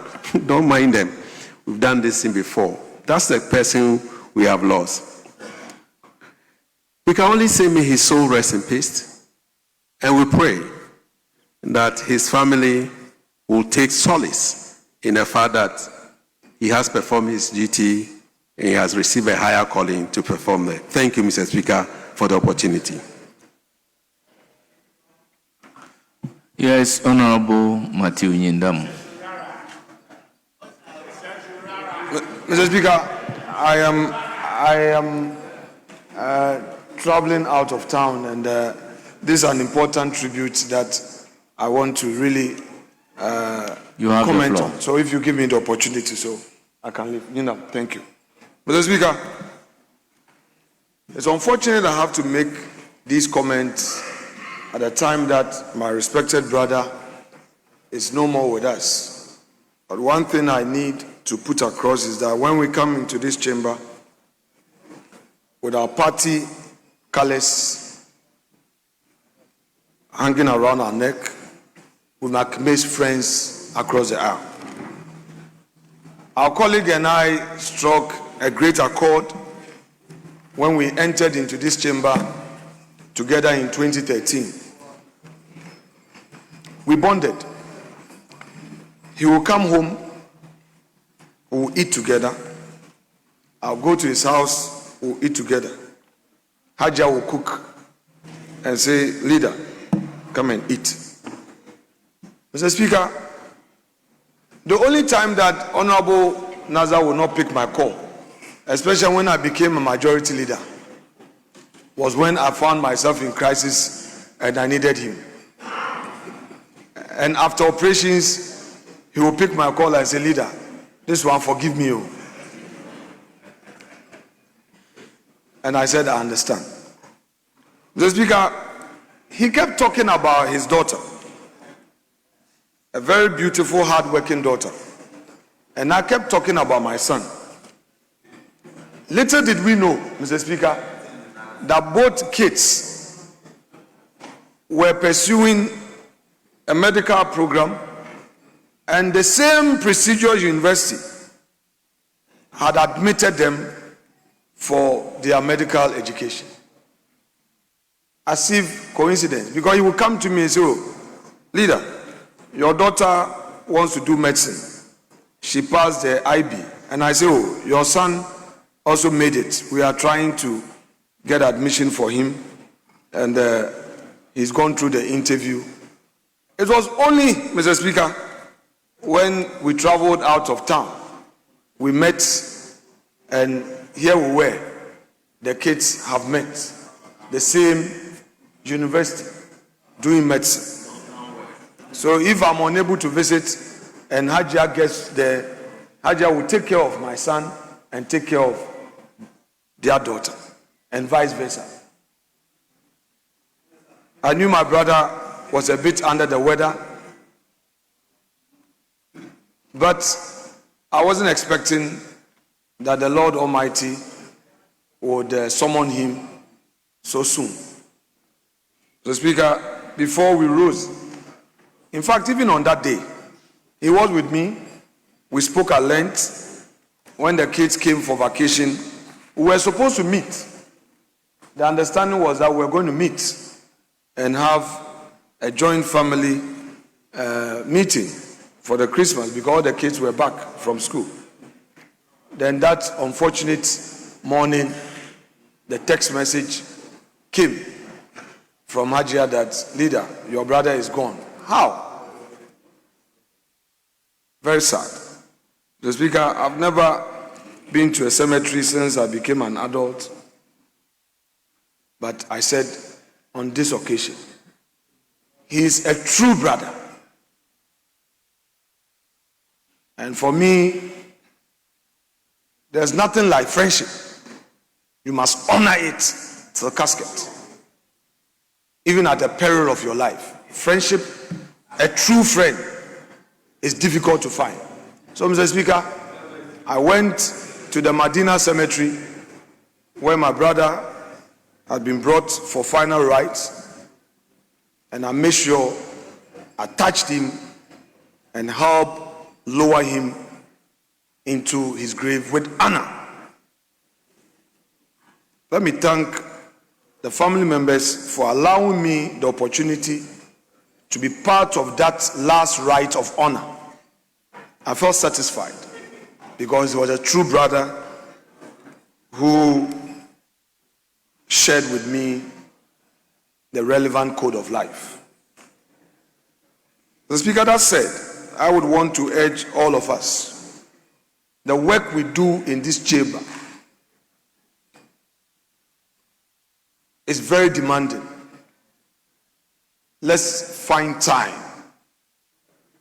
to do our checkups. Let's find time to exercise. Don't let us underestimate the work we do. Mr. Speaker, 2 years or so ago, I was part of colleagues who went for a training program in the United States, met some senators. And when we shared experiences, we realized that those of us from this part of the world take political leadership for granted. One senator said he had a psychic advisor, had a psychiatrist, had a communication director, has a sports whatever, etc. All these are specialists that he pays them to assist him because the workload is not easy. Your mental health. Constituents are coming to you for money. Constituents are coming to you for everything. You need to prepare yourself for this chamber. Sometimes the money is not even there. Mr. Speaker, there have been times that I've gone to Winneba, shared money, and on my way back, my driver had told me that, Chief, fuel no akofum, they also read. Not once, not twice, several, that I did not have money at the time. Mr. Speaker, there are a lot of sad stories that my colleagues here know we go through. So I will beg of all of us, we have a family to live for. Let us not assume that this political engagement is trivial. It is not. Don't let us take it for granted. Let's look at all areas and take care of them so that we'll be effective in this chamber. Because the law is clear, very mandatory. If you are not there, they say 30 days. People will be fighting for your seat in primaries and all. So, Mr. Speaker, that said, may the gentle soul of our brother rest in perfect peace. He was such a great soul, very loving, caring, affable, easy of address, courteous in manners, and able to accommodate friends on all sides. And I loved the friendship we struck. I thank you, Mr. Speaker, for this gracious opportunity. Thank you, Honorable Minority. I will then give the floor to Deputy Minister for Lands, Alhaji Sule. Right, Honorable Speaker, I'm grateful for this opportunity. Let me first of all thank the Deputy Minister for Tourism, who read this very important tribute. And let me also thank my senior colleagues who have already said very good things about our brother, Honorable Alhaji Naiza Ture Mahama. Indeed, for me as a Muslim, I want to bear witness to the good things that he's done as a Muslim. I am the chairman of the Muslim caucus, and so it is imperative for me to bear witness to what he's done as a Muslim. But before I continue, I want to make reference to the Holy Quran, chapter 2, verse 155 to 156, who says that, وَاللَّهَ يَبْلُوَ لَكُم مِّن شَيْءٍ مِّنَ الْأَلْفِ وَالْجُوعِ وَالنَّكِسِ مِنَ الْأَمْوَالِ وَالْأَنفُسِ وَالثَّمَرَاتِ وَبَشِّرِ الصَّابِرِينَ الَّذِينَ إِذَا حَصَبَتْهُم مُّصِيبَةٌ قَالُوا إِنَّا لِلَّهِ وَإِنَّا إِلَيْهِ رَاجِعُونَ. To it, and we certainly shall test you with anger, with loss of fruits, with loss of lives, and with loss of so many things. But we expect that you should endure when we test you if you are a Muslim.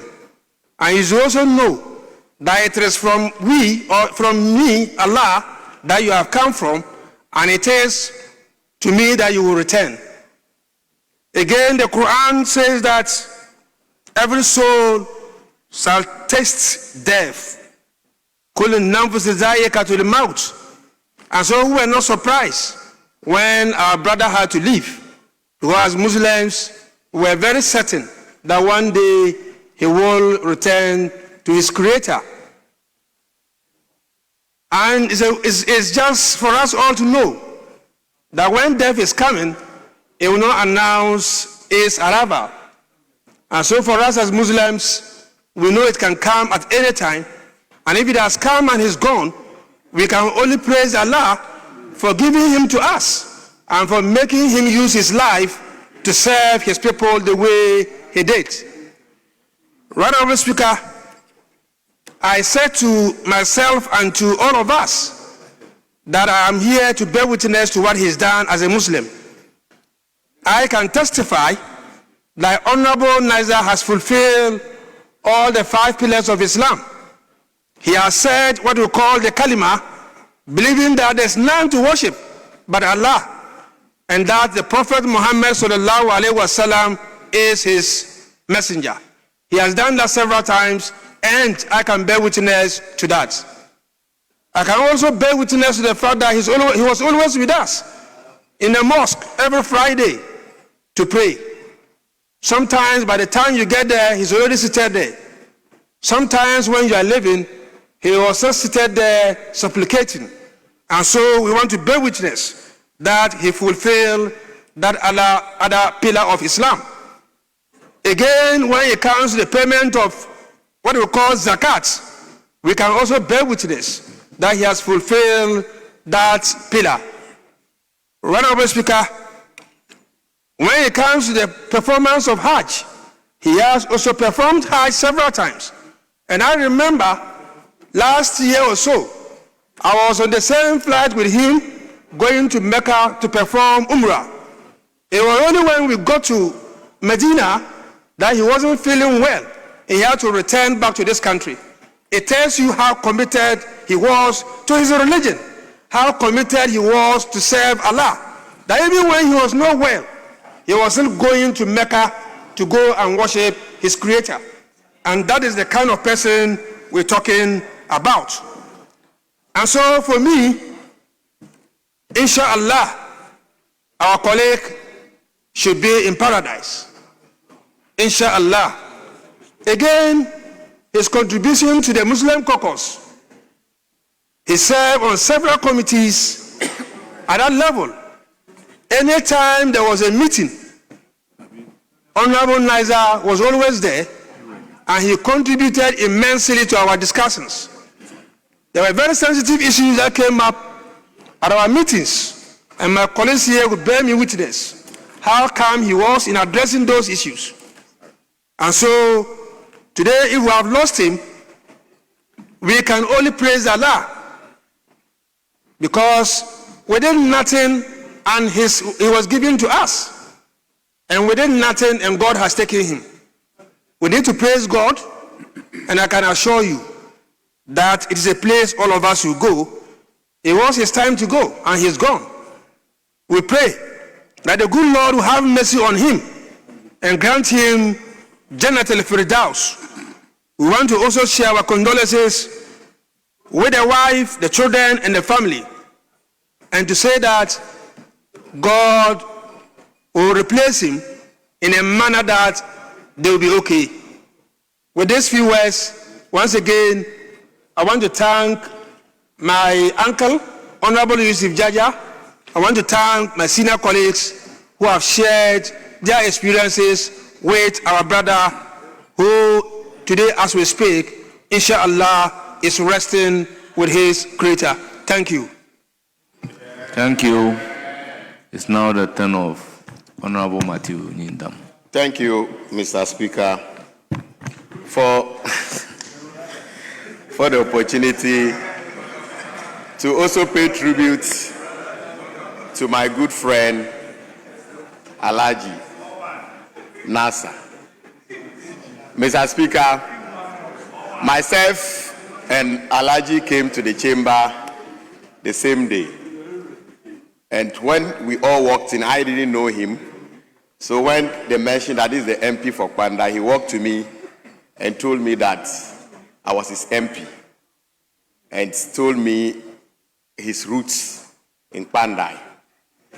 And then it was the conflict, the 1992 conflict, that brought him back to Accra. And since then, he's never gone back to Pandai. Mr. Speaker, from that day, Alhaji took me as a brother.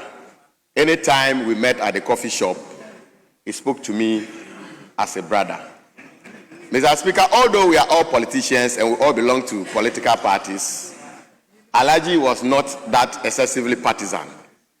He took everybody as a brother. He's not the loud type. Alhaji will not speak much, but Alhaji made a lot of wisdom. He's very calm, very gentle, very affable.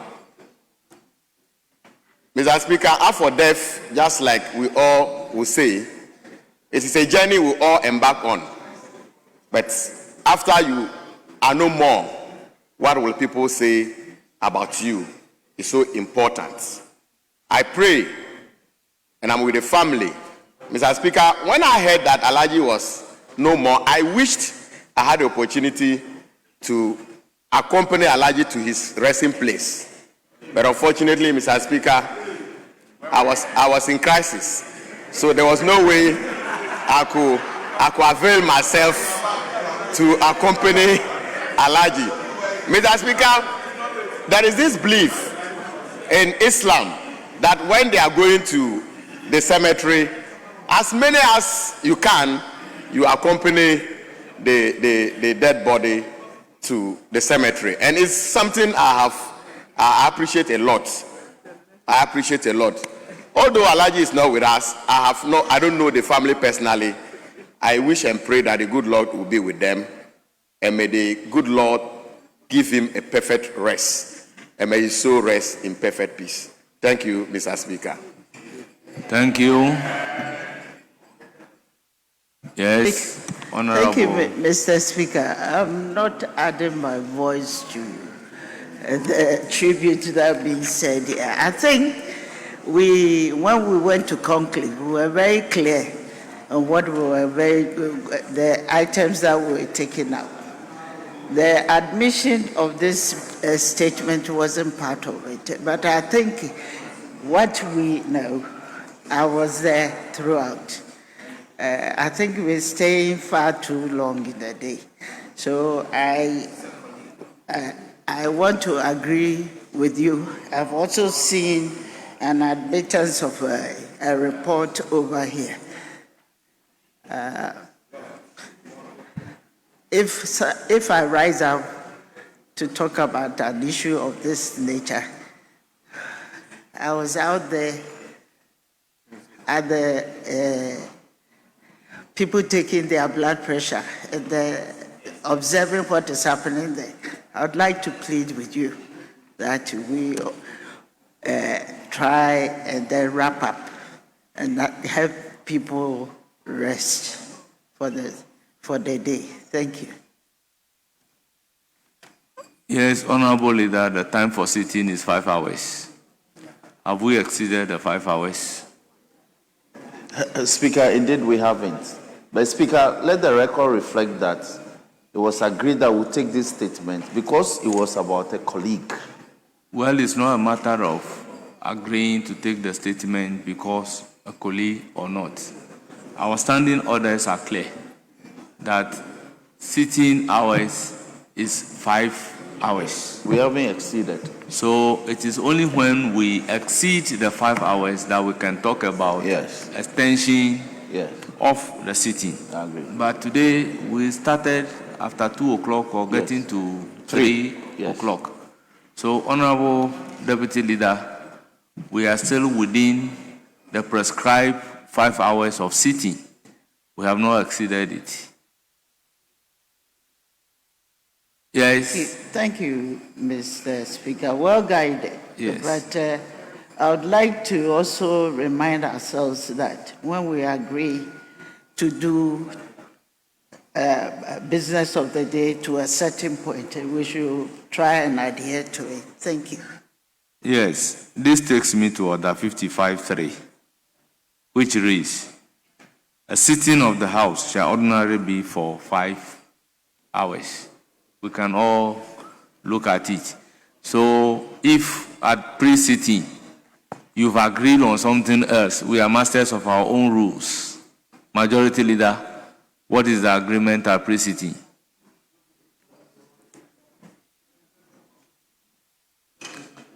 Majority Leader, has there been a decision at pre-sitting that will sit below the 5 hours as prescribed by Order 55.3? No, Mr. Speaker. Sorry. You agreed at pre-sitting. Who were there at pre-sitting? No. I wasn't there, so I'm not bound by any decision that was taken. No, but why do you want to leave early? This is the first day. You've been on recess for a very long time now. You've been resting throughout. The first day you come and you are eager to leave. Or you spend your time campaigning, engaging in presidential primaries. You should have known that there's Parliament also. Well, honourable members, let's conclude it by let's conclude, taking comments. Yeah. Let's take 2 more comments. Honourable Two more comments. Yeah. 2 more comments. Hajia Ladi Ayamba.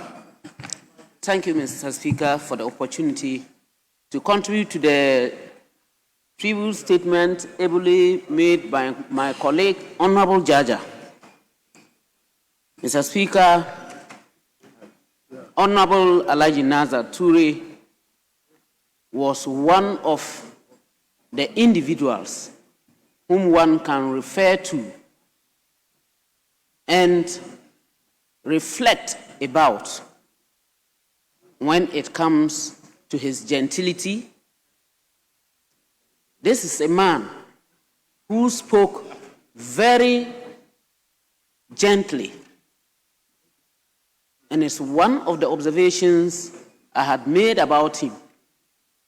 What he will simply tell me, if even we met, was, Hajia, Yade, Hajia, how are you? Honorable Nazar Toure was always present, basically at all our committee meetings on roads and transport. Mr. Speaker, I recall during one of our fasting seasons, we were in the chamber here and it was very late.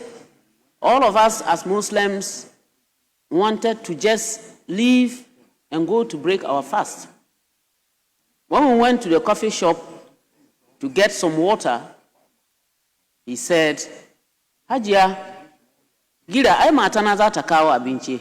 To wait, Hajia, please wait. My wife is going to bring some food. And we were surprised. More than enough was given. She brought the food.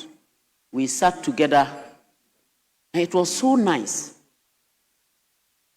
Honorable Nazar Toure never ever raised his voice and will ensure that he speaks calmly no matter what was being discussed. It has been said, and as my colleagues have mentioned, I haven't been to an Arabic school. I am a staunch Muslim, although, and I believe that there is a time and season for everything. So is it that with life, much as we do not know when it was given, and we believe that at the time the Almighty Allah made that seed to be planted, you didn't know, and nobody has ever known. He and He alone, the Almighty Allah, has also stated clearly, Inna lillah wa inna ilayhi raji'un. From Him, each and every one of us have come from, and to Him we shall return. There is no time, there is no day, there is no place, there is no circumstance that is known by any individual as to how, when, where you will pass. You owe death if you do not owe anybody. And each and every one of us must be ready. For that matter, it is a lesson for all of us. And all that I can say is that let us believe that as we hear, as we see, as we observe, others pass. So is it incumbent on us that one day, no matter what, whether you are ready or not, you will also pass. The only prayer we have is that all the good things that we do on earth should follow us into our final resting places. So is it that I pray that the Almighty Allah grants our brother, Honorable Nazar Toure, Jannatul Firdaus, and that He should also grant us living, long life, and prosperity, and that one day, when it is our turn, we shall also go in peace. My condolences to his wife, the family, and each and every one. Now, thank you for the statement and for listening to me. Thank you very much, Mr. Speaker.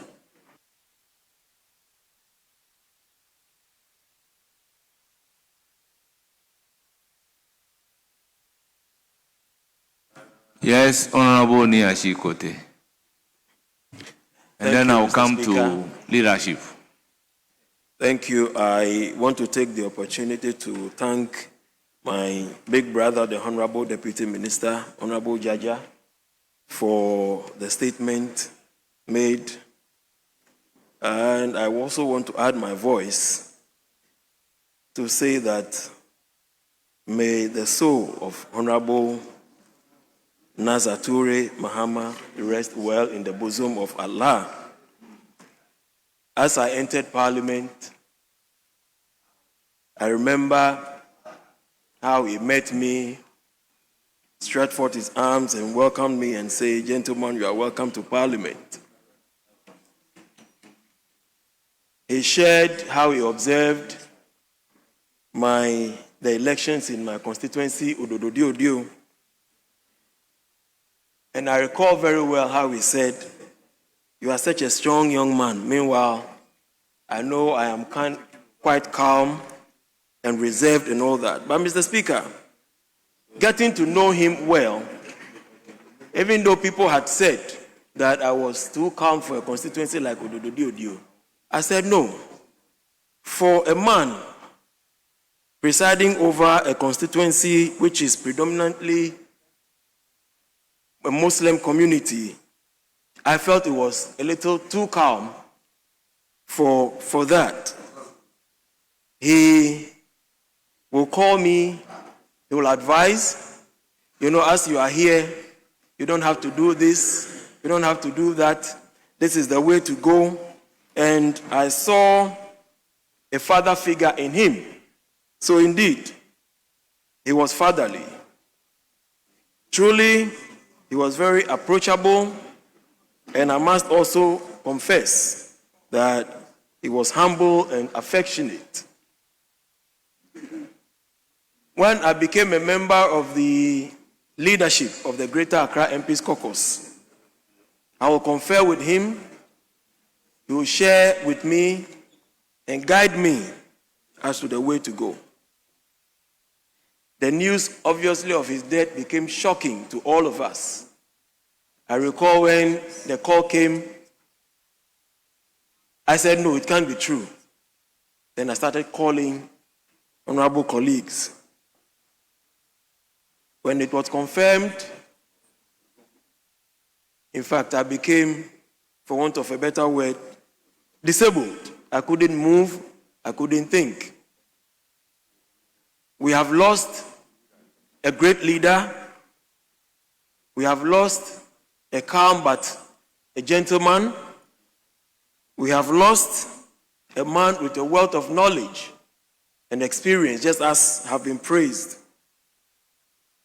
We take solace in the fact that his legacy will speak well of him.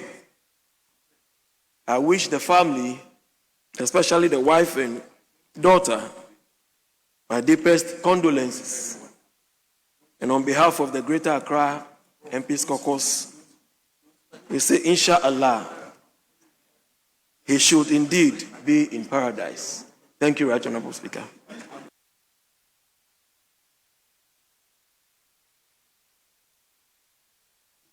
Yes, Honorable Minister for. Thank you very much, Employment. Mr. Speaker. Mr. Speaker, I also rise to contribute to the statement and to say that this man who lived and died as a great man.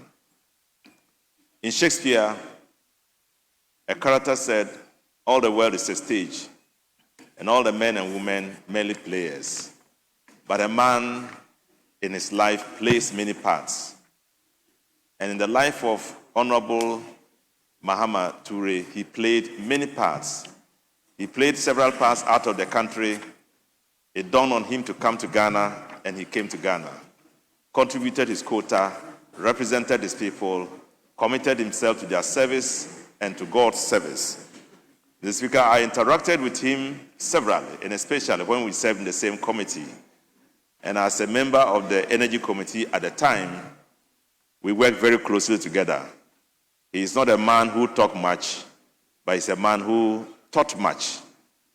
And in his personal life, he did so much that I believe his family would lose him a lot. And I wish to first of all extend my deepest condolences to his wife and kids for everything he represented in their lives and for the huge loss in their lives. Mr. Speaker, one thing I learned from him is that no matter who you are, continue to be humble. I have a symbolic representation in that aspect in my own life. But in the life of Mohamed Toure, he showed that in his wealth, he was still himself. In his endeavor as a politician, he was still himself. He lived a life that a man who rises to see what he has done can only salute him. And in this contribution, I want to wish him well in the sight of Allah. I know that by what he represented, by everything he did it because he thought that one day he would no longer be on earth here. And this has taught us a lesson. And I believe we all have to learn that lesson. We've heard about great men who have passed on. One of the greatest who passed on was Alexander the Great, a man who ruled almost all the world. And before he got to 40 years, he died. And so his death is another reminder that as we all are here, we are marching towards one simple destination, a destination when we will be oblivious of this world, we will die, and our deaths will be forgotten by a future generation. It tells us that what will be left is the deeds we would have performed. And this man performed so much that in every member of his constituency you met would still tell you they wanted him to contest the elections. I've interacted with several of them during the funeral, and they regretted that he died so soon. And so, Mr. Speaker, let me extend my condolences to all of them, the constituents, his father, his wife, his kids, and everybody who thinks so much about him and who has been touched by his exit of this world. May his great soul rest in perfect peace. Amen. Yes, minority leadership. Well, I'll turn to in the absence of any further contribution from the minority side, I'll give the floor to Honorable Doyo, being that of the majority leadership.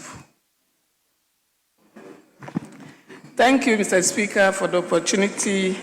I would like to thank Honorable Jaja, the Deputy Minister of Tourism, for this statement. Mr. Speaker, it is with deep sadness that we say goodbye to a wonderful colleague and friend, late Honorable Naza Toure. Mr. Speaker, in 2013, we were ushered in as new MPs, and in Greater Accra, we were 5. Honorable Neil Ante Van der Poy, Honorable Christian Otute, Honorable Yimanreni Ashimo, Honorable Naza Toure, and myself. Mr. Speaker, we grew ourselves together as sisters, brothers, and colleagues, and we have worked together.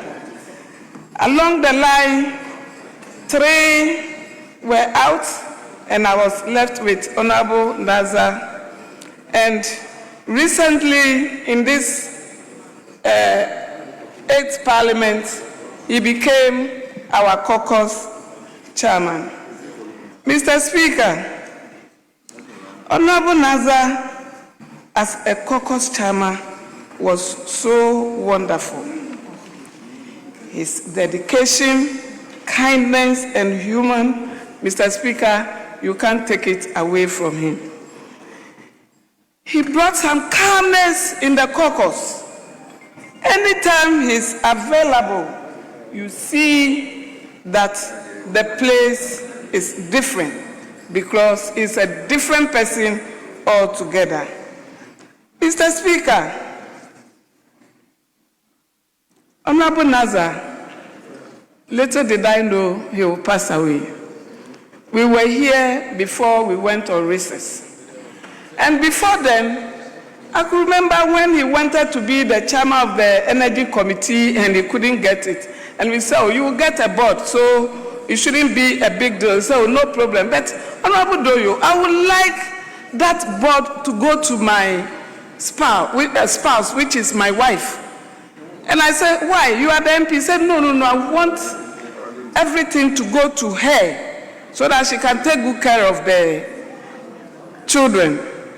But he didn't add when I'm no more. And I didn't know he was even going to pass. Mr. Speaker, in fact, I received the news with shock. That day, I started running because he was somebody who I can call a brother, a friend, a father, and anytime, any day, anything he will consult me, leader, what do you think? I also consult him as a caucus chairman, what do you think?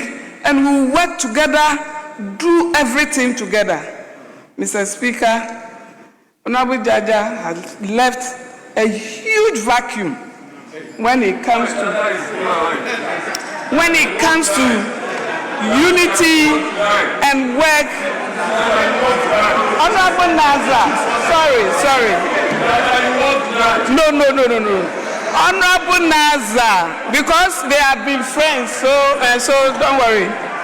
Honorable Nazar have left a huge vacuum. Honorable Nazar have left a huge vacuum.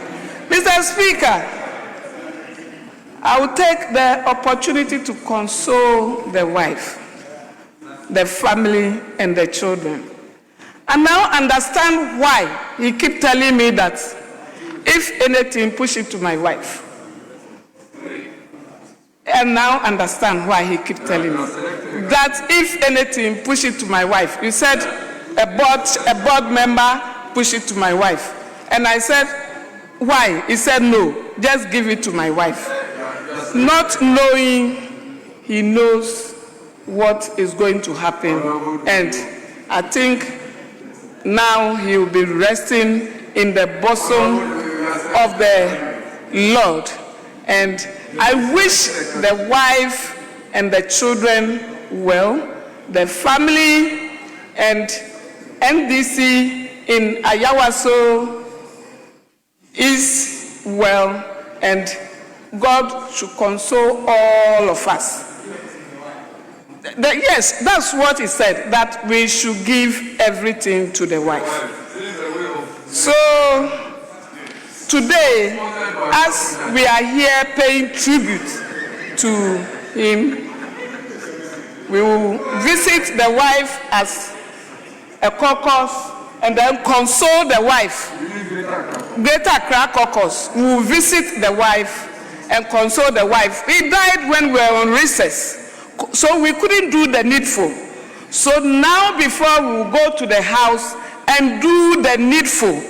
So Ayawaso East Constituency executives will fix a time and a date and meet all of them as a caucus and console all of them.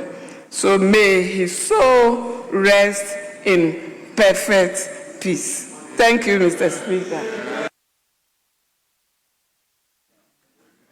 Honourable members, that brings us to the end of the statement. Statement time has ended. Yes, majority leader.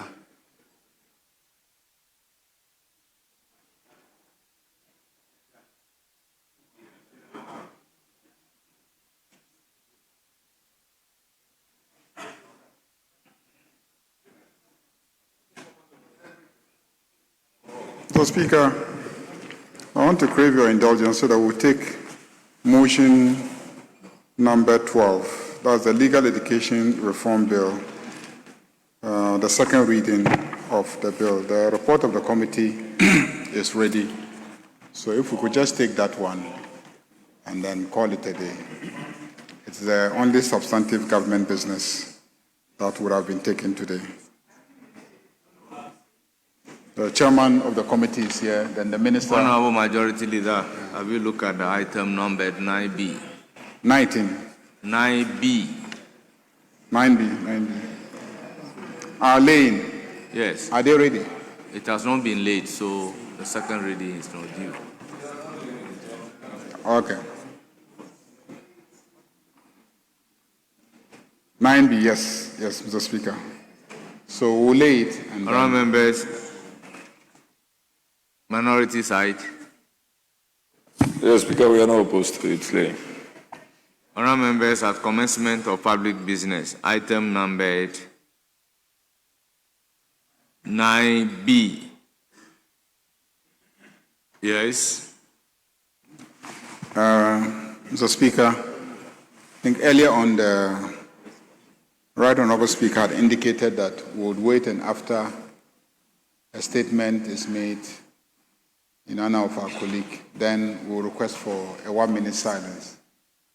Very well. So if we could do that. Thank you very much for that reminder. Honourable members, we will be on our feet to observe 1-minute silence.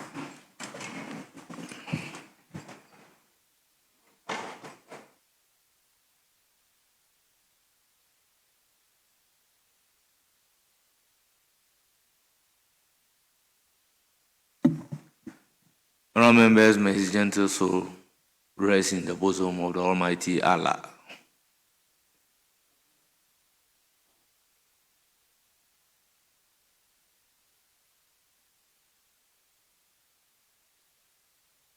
At commencement of public business, item number 9B, Chairman of the Committee.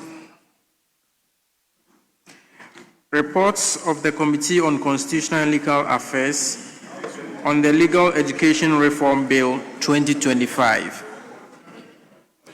Honourable members, the report of the committee has been duly presented and it is now for distribution to honourable members.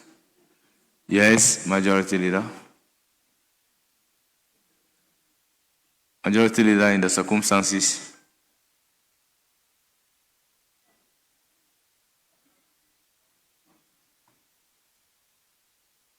Speaker, I did not hear you. Yes. I'm saying, so we can now take 12.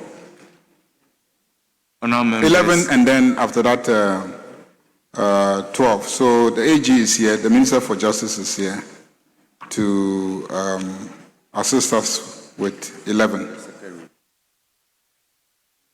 Yes, Honorable Jerry Ahmed Shaib.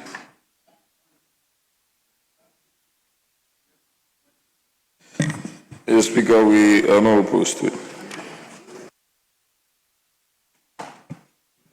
Honourable members, item numbered 11, Attorney General and Minister for Justice.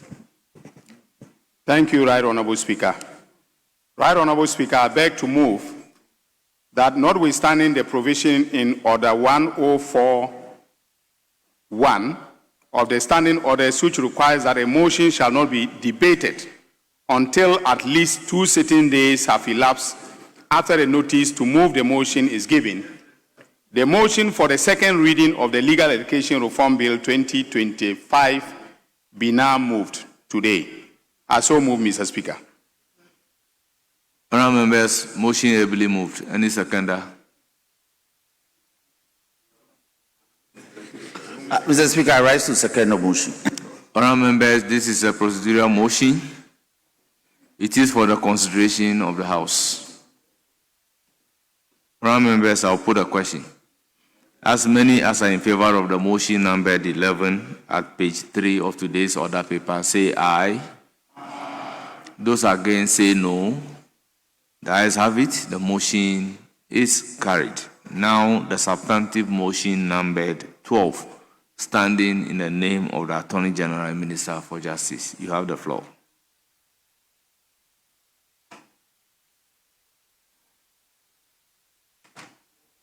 Mr. Speaker, we'll now take motion number 12.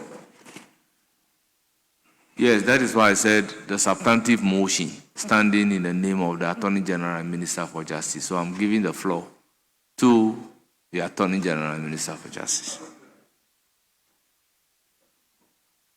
Yes. I was just wondering if the chair has indicated this to the ranking, whether, because I'm sure he would have loved to contribute on this very important motion. I don't know if he's aware, because I mean, this obviously came at our blind side, but we also do not want to drag. So my only wish is that if we could just engage and perhaps have it scheduled for tomorrow. It's just tomorrow, so that you would have your members, committee members, also debate on it. That's just my objective view. But if you think differently, that's okay. Yes, Majority Leader.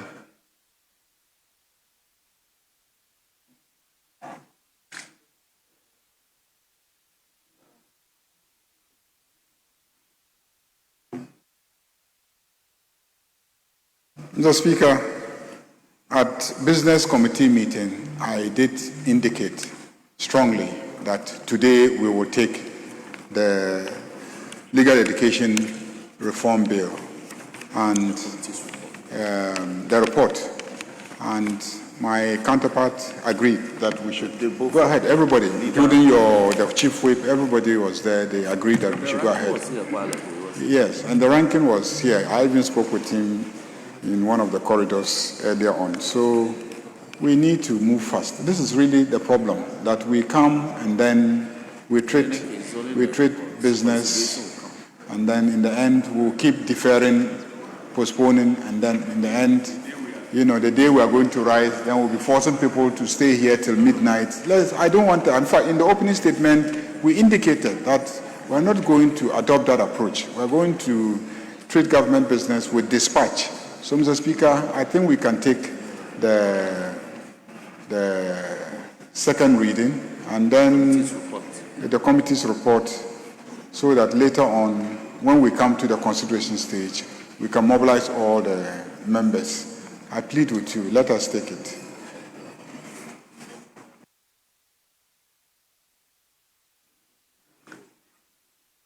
Yes. Mr. Speaker, I have indicated my difficulty, but as you can see, they have the numbers, so if they still want to proceed, there is no objection on this matter. I thought that for purposes of communality and progress, we should also be thinking of all of this. If the ranking were to be around, I would have even felt more comfortable, because this is legal education. And he's a lawyer, you're a lawyer. The majority leader is a lawyer, the chief whip is a lawyer. This is about only an hour ago. I only cited this an hour ago. And we've even elapsed to say that we are not going to take it for the number of days it was supposed to be. But if you do not want us to, yes, I agree. We looked at item number 11, so we have considered that it should be elapsed, the time should be elapsed.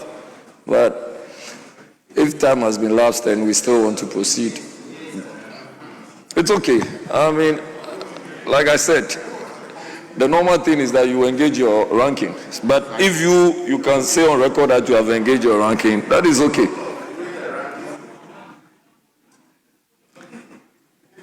Yes. Attorney General and Minister for Justice. Right Honorable Speaker, I move that the Legal Education Reform Bill 2025 be now read the second time. I so move. Honourable members, motion moved. I will call on the chairman of the committee to present the committee's report. Exceedingly grateful, Right Honourable Speaker. I rise to second the motion. And in second which motion? I call on you to present the committee's report. Mr. Speaker, this is motion for second I'm reading. presenting the report, and I shall be very brief on this report. Mr. Speaker, your good self asked this committee, in accordance with Article 106.4 of the Constitution and Order 238 of the Standing Orders of Parliament, you refer the bill to your Committee on Constitutional and Legal Affairs. Mr. Mr. Speaker, the Honorable Minister for Justice and Attorney General, the Honorable Dominic Akrutinga Ayene, on Friday, 24th of October, laid this report. Mr. Speaker, your committee deliberated on it. We invited a number of people, including institutions. Indeed, Mr. Speaker, the heads of various faculties of law in all the universities and training institutions of this country were present to deliberate on this. Mr. Speaker, let me encourage the Hansard Department to capture the entire report while I look at the critical areas. Legal education. Honorable Chairman, the critical areas has been captured. In conclusion. Mr. Speaker, critical areas captured. Hansard has captured everything. You said the Hansard should capture everything. May so I conclude? Just proceed to conclude. Mr. Speaker, may I conclude by saying that the committee, having examined and satisfied itself with the fact that access to legal education has been restricted for the past many years. Indeed, Mr. Speaker, many years ago, you walked into the law school from faculty. Times have changed. There's a pinhole now where people get in and cannot come out. Mr. Speaker, this bill seeks to open up legal education. Speaker, we recommend the passage of Legal Education Reform Bill 2025, subject to the proposed amendments. I thank you, Mr. Speaker. Honourable members, the motion has been moved. The chairman of the committee has also presented the committee's report pursuant to Standing Order 1 through 7. A full debate shall arise on the principles of the bill on the basis of the explanatory memorandum and the report of the committee. Honourable members, accordingly, the floor is now open. Yes, Honourable Emmanuel Kwesi Bajra, MP for Ho West. Thank you, Mr. Speaker. Mr. Speaker, I rise to also support the motion and also support this report. The principle behind the creation of the Legal Education Bill 2025. Mr. Speaker, for those of us who are not non-lawyers, who are desirous to become lawyers, Mr. Speaker, have this fear that after you've done even your PhD, you have to go back to the university to do your first degree, 3 years in law, after which you'll be admitted at Mokola, the so-called Mokola School of Law. And even that one, it is tedious. And so, majority of us who want to be lawyers are not able to penetrate into that legal, environment. All because some group of people thinks that this is the preserve of some perceived people, and that if you do not belong to that group, you can never become lawyers.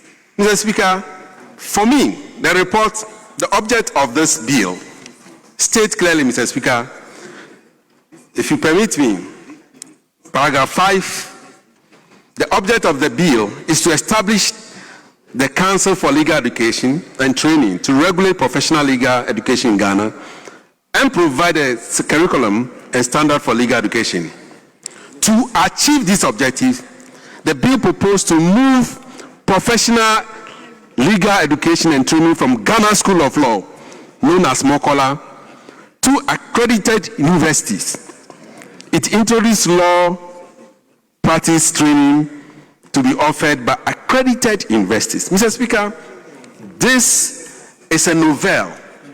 It's a novel because, for me as a quantity surveyor, you are trained either at the technical universities, any of the technical universities, in a specified field, and then you write your professional exam. It is only in legal education that you have to go to Mokola, and if you don't qualify to go to Mokola, you cannot become a lawyer. What is this? And you have to be in the market all the time. Because of that, we have KJTM lawyers and Mokola lawyers. Now, we the KJTM lawyers, we want to become Mokola lawyers. And so, if my university, at the University of Health and Allied Sciences... Who is a Mokola lawyer and who is a KJTM lawyer? Mr. Speaker, you watch the movie on Ghana television, a comedy that says that we have KJTM lawyers. We are not debating on the principle of movie. We are debating the explanatory memorandum and the report of the committee. And so, Mr. Speaker, those of us who want to become lawyers have the opportunities now to at least gain admission to accredited universities to be given opportunity to be lawyers. Therefore, Mr. Speaker, I support this bill wholeheartedly and ask all my colleagues to vote for this bill. Thank you, Mr. Speaker. Thank you, Honorable Bajra. Yes, Honorable Member. Thank you, Mr. Speaker, for the opportunity to contribute to the report currently before the House on the reforms to our legal education in Ghana. Mr. Speaker, as a young lawyer, I would say that these reforms are late in coming. Mr. Speaker, some of us went through the system of legal education at the time that we can say the system was choked. In fact, we had to write serious exams, we had to go through interviews, all in an attempt to pass through a very narrow hole, which to me, Mr. Speaker, was brought upon us by our own selves. Mr. Speaker, legal education should be open to everyone, especially as a country that is on its forward march to becoming a full-fledged middle-income country.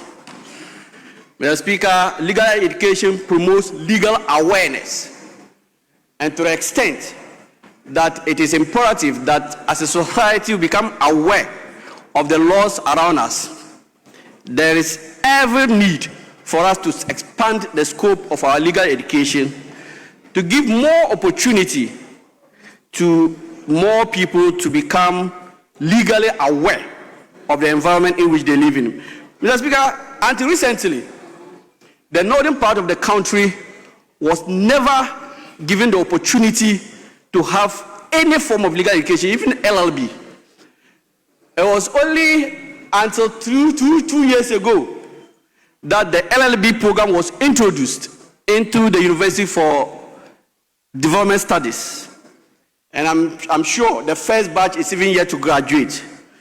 So, Mr. Speaker, this reform, which would expand the scope and make even the professional level education available at these campuses, would further strengthen the Ghanaian populace, will further strengthen our legal education. And I am happy that these reforms are not only looking at training lawyers, but they are also strengthening the other stakeholders who are all involved in the provision of legal education in Ghana. And so, Mr. Speaker, I wish to commend the committee that put together this report, and more so with the extensive work that has been done in generating this report. I wish to commend them, and I call on all and sundry to join in embracing this call to expand the scope of our legal education in the country. Thank you, Mr. Speaker. Thank you. Yes, Honorable Mie. I'm grateful, Mr. Speaker, for the opportunity to contribute towards the subject matter. Mr. Speaker, I would also say that this bill is long overdue.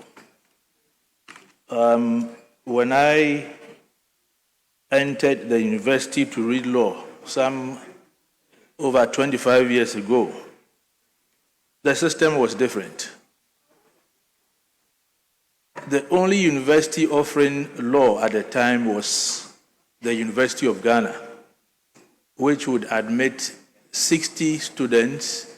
Then after what we used to call baptism by fire, that is the first university exams, there would be some sort of separation where the first 40 would read LLB and the next 20, making up the 60, would have a combination of law and some other course. It wasn't a problem at the time. Over the years, the mode of admission has been problematic to the extent that the legal profession has been in the news lately for not so good reasons. It's unfortunate. And if you look at the statistics, in 2021, out of the total number of students that wrote the exam, the entry exam, 72% failed. In 2019, 93% failed. In 2023, 67% failed. It is welcoming that we finally have a bill which is streamlining legal education in this country. It is long overdue, and I say it is very welcoming for the fact that it is going to increase access to legal education. My only concern is that I hope it will not open the floodgates for worse things to happen as we have in some of our neighboring countries. You go to some of these places and everybody you meet tells you he has an LLB and he's a lawyer. I won't mention names.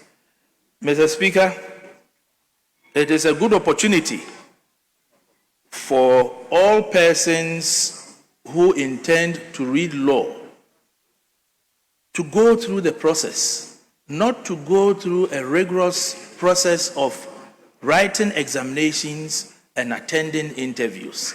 It is a good idea that this bill is being passed because at the end of the day, it is only the universities that meet a certain criteria which has been specified in the bill that would be allowed to run programs of that nature, which would also help us churn out quality lawyers, even though the volumes are going to be a little bit bigger than we are seeing currently. In that light, I hope that our economy, our system, and this government, including successive governments, would put in place measures to absorb the volumes that this system is going to produce. During our consideration of the bill, I raised an issue to the effect that if you look at some of our institutions, the number of lawyers in there are woefully inadequate. You take the AMA, for instance, take the Kumasi Metropolitan Authority or Assembly, also for instance. Sometimes you have as little as 2 lawyers in there. I hope that all these would be taken into consideration so that this wonderful bill we have today, at the end of the day, does not become one that would worsen our problems. Mr. Speaker, I am very grateful. Thank you so much, honorable members. We now give the floor to Honorable, is it Walasi? Yes. Honorable Kweli.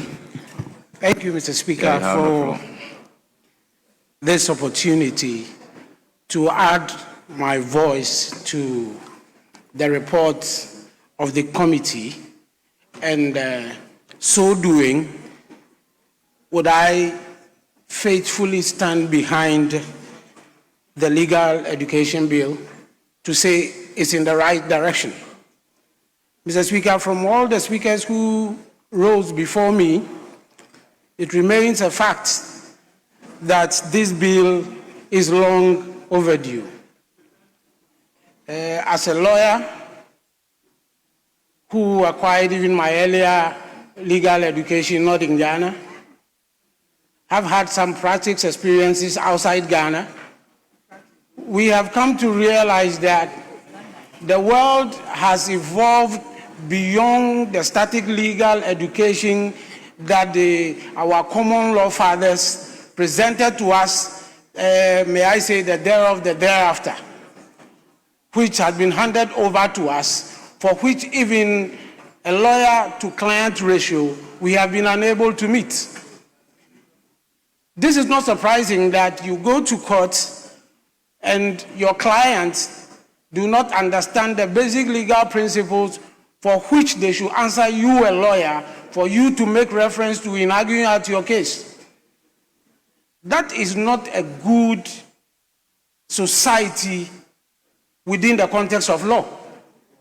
At least when the ratio of legal education, which means the ratio of lawyers to clients in the country, reflects the knowledge of the society on basic legal tenets of a particular society.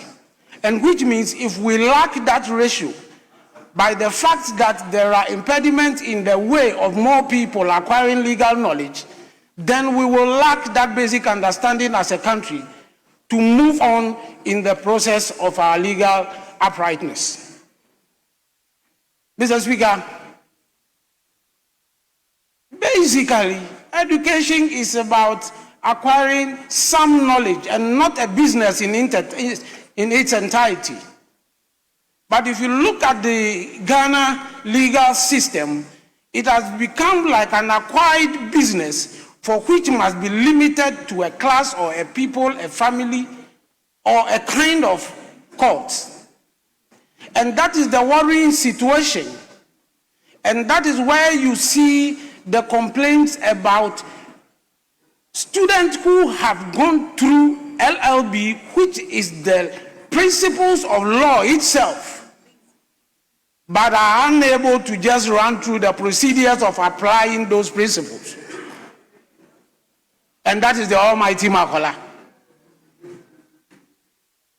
In other jurisdictions, as I have been, legal education is free to all. But joining a bar association is where the professionals have their way of admitting those who want to practice with them. And if this bill and its reports is in that right direction, then Ghana is meeting up with the world. I'm a practicing lawyer in Rwanda. At least since 2018, I've been on the roll. The kind of education we have, I can't say has been that very strenuous like I had in Ghana. I earned my LLB with University of London. Those that handed the legal system to us. But even with Ghana legal system and constitutional law alone, I have not been stressed in University of London like I've been stressed there. And equitably, you could find out as a student that some of the impediments are just to take you off. I'm very glad the Attorney General and the committee as well have noticed all this and have come out with this report and have opened out the access that we can argue out our point and make the recommended amendments to the bill so that our country, Ghana, can also open its doors and as people can access knowledge in legal education. And when they want to practice, they can join the professional association as well. Thank you for the opportunity. It's now the turn of Honorable Fifi Bachman. Thank you very much, Mr. Speaker. Mr. Speaker, I humbly want to add my voice in calling upon honorable members to support the adoption of the report of the Committee on Constitutional and Legal Affairs. Mr. Speaker, I must say that all procedural and institutional measures have been captured in the bill to ensure that quality legal education, both at the faculty and the practicing education, are captured. Mr. Speaker, this bill also shall be a great relief to parents and potential legal practitioners, as it will eliminate the psychological trauma which students go through as they go to face the almighty entrance exams at Makola. Mr. Speaker, this bill is one of the biggest reliefs to which His Excellency John Dramani Mahama is bringing in the legal fraternity or legal education fraternity. Mr. Speaker, it has been captured in the report, as has been captured in the report. Brilliant and professional ideas were sought. In fact, we had technical brains join the committee in deliberating over the bill. And respectfully, the discussions were very rich. The contributions were very apt to ensure that we come out with such a bill. Mr. Speaker, let me commend the Attorney General for this bold step, in coming out with this bill. Mr. Speaker, I want to say that legal education has also had its bite in the research agenda of His Excellency John Dramani Mahama. Mr. Speaker, the bill seeks to restore confidence by providing a clearer, more transparent, and predictable statutory framework. Mr. Speaker, it establishes an examination board that does not have anything to do with political interference. In fact, the examination board, as the bill seeks to provide or has established, would ensure that there is transparency, will ensure that there is equality and equity, will ensure that any person who wishes to go through the legal education, legal practice education to come out as a lawyer, comes out, without any fear or without any favor. And with this, I want to say that Ghana is blessed at this moment to have our Attorney General stand up boldly to say that this bill must come on. And I want to commend him again, commend the committee for the good work done, commend the institutions that availed themselves for us to have this bill presented before this Honorable House. Mr. Speaker, I'm so grateful for this opportunity.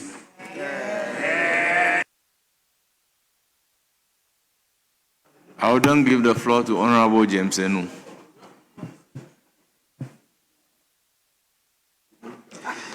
Thank you very much, Mr. Speaker, for the opportunity.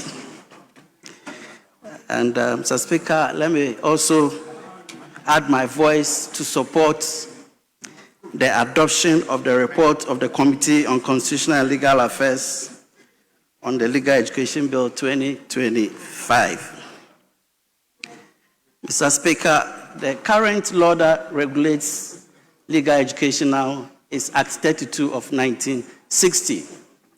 So right from the word go, you can easily see that the law has outlived its usefulness, looking at the fact that it's been on for the past about even more than 60 years. Mr. Speaker, two things are very striking. If you look at our illegal education now, we had challenges with access, and we also had challenges with quality. Now, one of the main purposes of this bill is to ensure that we are able to increase access, and we are also able to improve quality. So the bill seeks to establish the Council for Legal Education and Training that will be responsible for legal training in the country. And I think this is a very, very good step because it takes over something similar to the American system.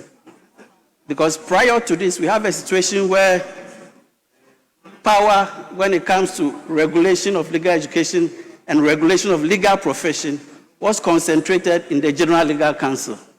But now we are going to break this monopoly of the General Legal Council to make sure that there is shared oversight responsibility. Mr. Speaker, I think that this is a very good step. So I pray that the House adopts this report accordingly. I thank you, Mr. Speaker. Yes, minority leadership.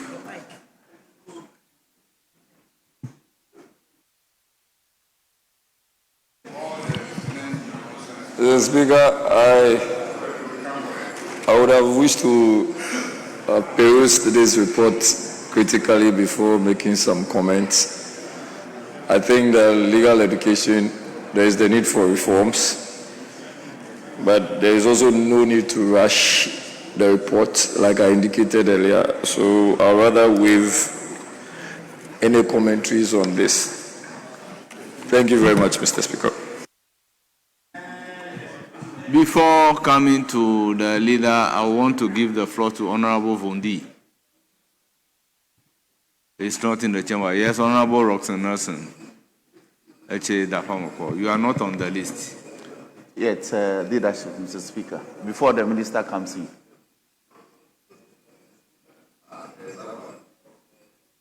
So you are speaking for leadership? Yes, yes. Okay. Oh, I thought you said you No. Okay. So the two of you. Mr. Speaker, then I rise on my own merits.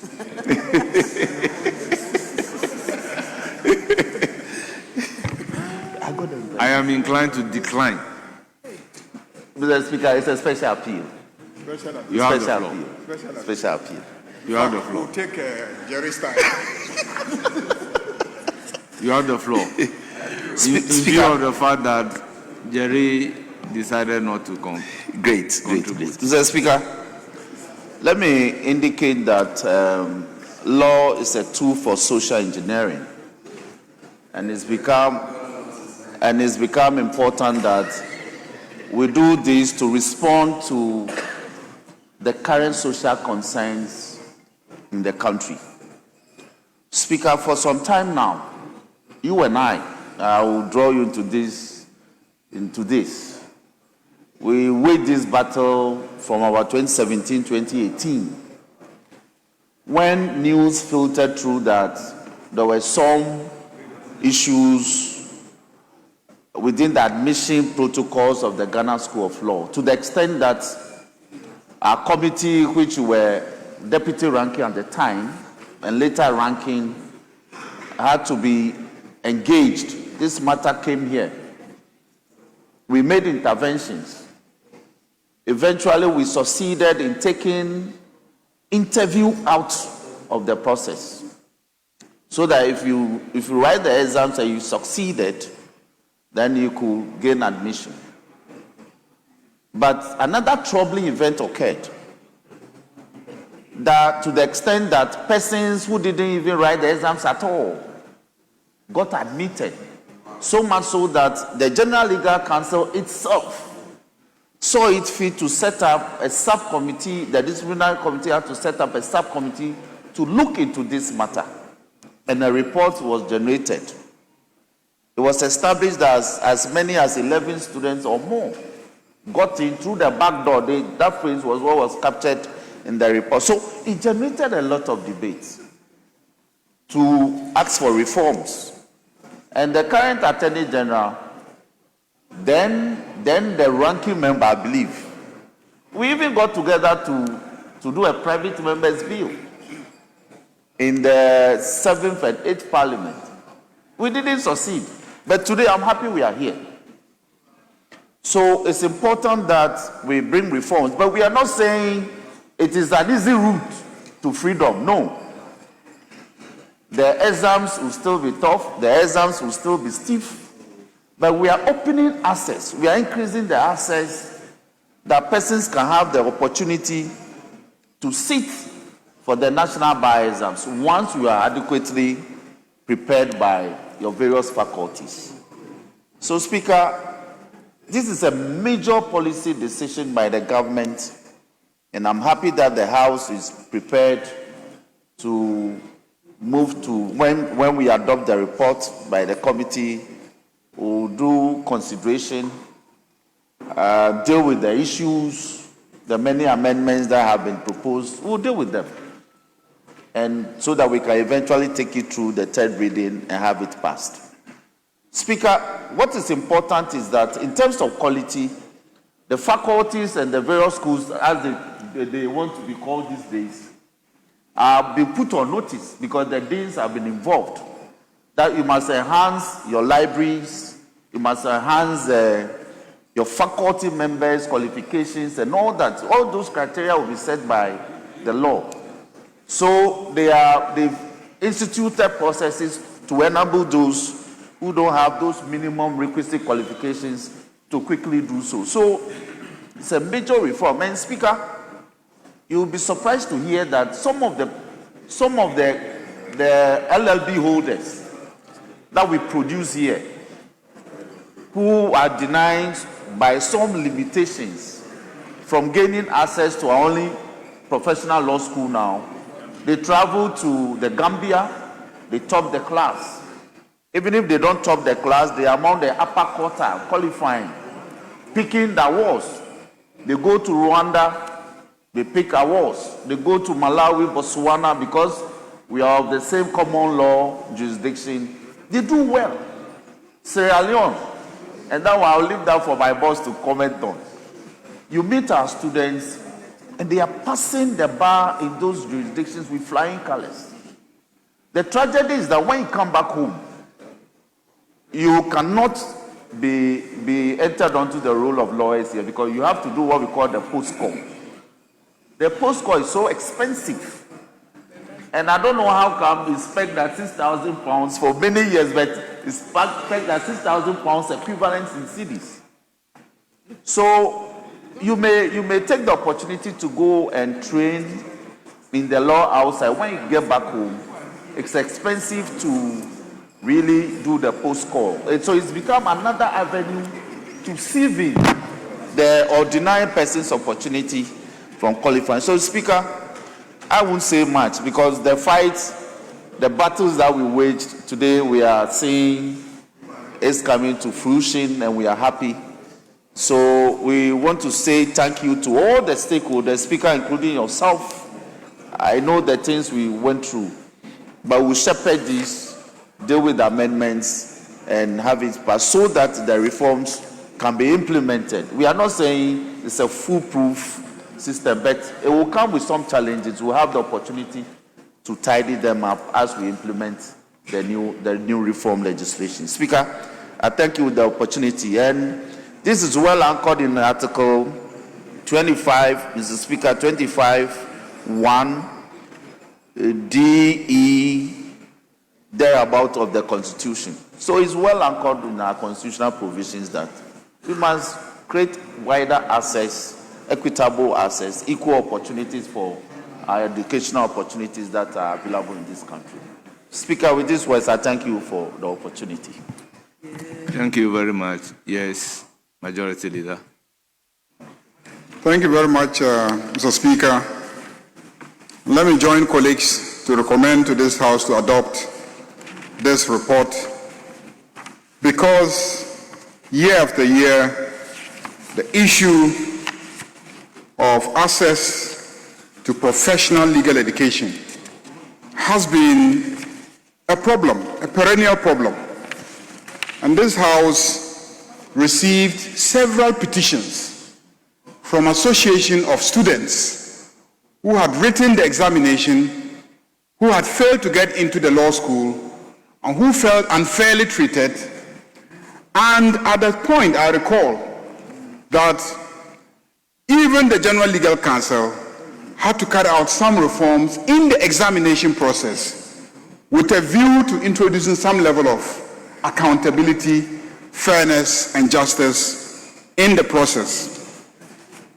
But once it dealt with the issues of accountability in the writing of the exams, the marking of the scripts, and the determination of results, it did not deal fundamentally with the question of access. That question was a function of the structure of the system. When we were students, we got into the law faculty not automatically, we got into the law faculty after sixth form. And at that time, there was only one law faculty in the whole country, the law faculty of the University of Ghana. So all the sixth form schools in the country, after you wrote WAEC, A-level, the law faculty will take only 100 students. 100 students. Only 100 students for the first year. For the first year. To determine whether you will be a law student to graduate with LLB or not, you had to do well in first year university exams. If you did well in first year university exams, you were likely to fall among the first 60. And it is the first 60 who were offered the LLB degree, the course. The rest will be BA students. They will be sent to all the other faculties, but they will be allowed to do certain courses like jurisprudence and etc. at the law faculty, which automatically enable them to go to the Makola, those days we call them law school. Leader, yours is better. In our case, 150 students, and at the end of the first university examination, they will admit 60, 90 must find their way outside the law faculty. Yeah. So, at different stages, you will see that the mechanism for sieving took place at different levels. In the past, it was getting into the university itself. Once you got to the university law faculty and you managed to scale through first year, invariably, all those who scale through first year will end up at the Ghana School of Law. That was the practice. Then, later on, as we liberalized, private universities emerged, and they also started running law degree programs. And their products also wanted to go into Makola.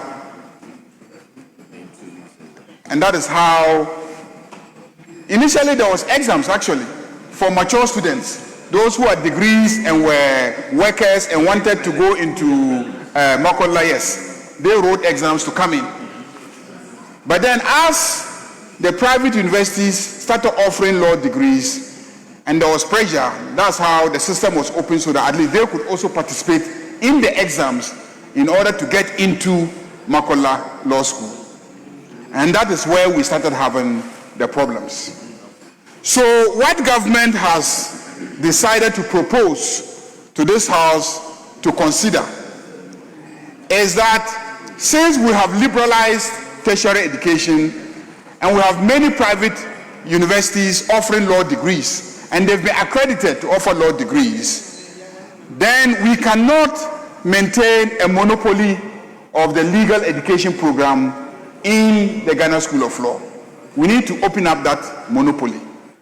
So all the other universities, if they meet the appropriate criteria and standards, they will also be accredited to run programs that will allow their products to automatically write the bar exams. So this is the greatest opportunity that could ever be offered. The only thing is that we must ensure that all those universities that offer law degrees maintain the requisite standards, because we don't also want, in the process of liberalizing, to allow standards to fall. So that is the major issue that in this legislation we must tighten to ensure that law faculties accredited to offer the program must maintain the standards. That way, every university that has a law faculty can have their products write the bar exams, and then if they pass, they will be called to the bar, enrolled.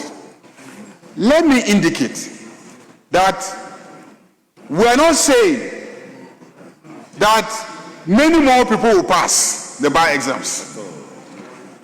And we're also not saying that it will lead to an automatic increase in the number of people to be enrolled every year.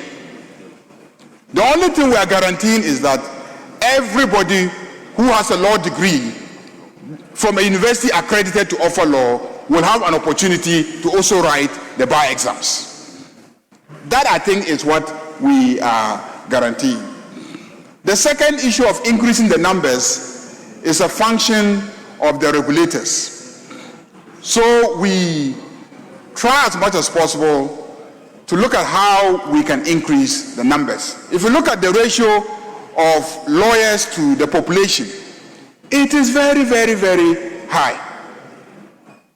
In most jurisdictions, in America, in most European countries, in Canada, you have invariably a ratio of 1 lawyer to about 300 people.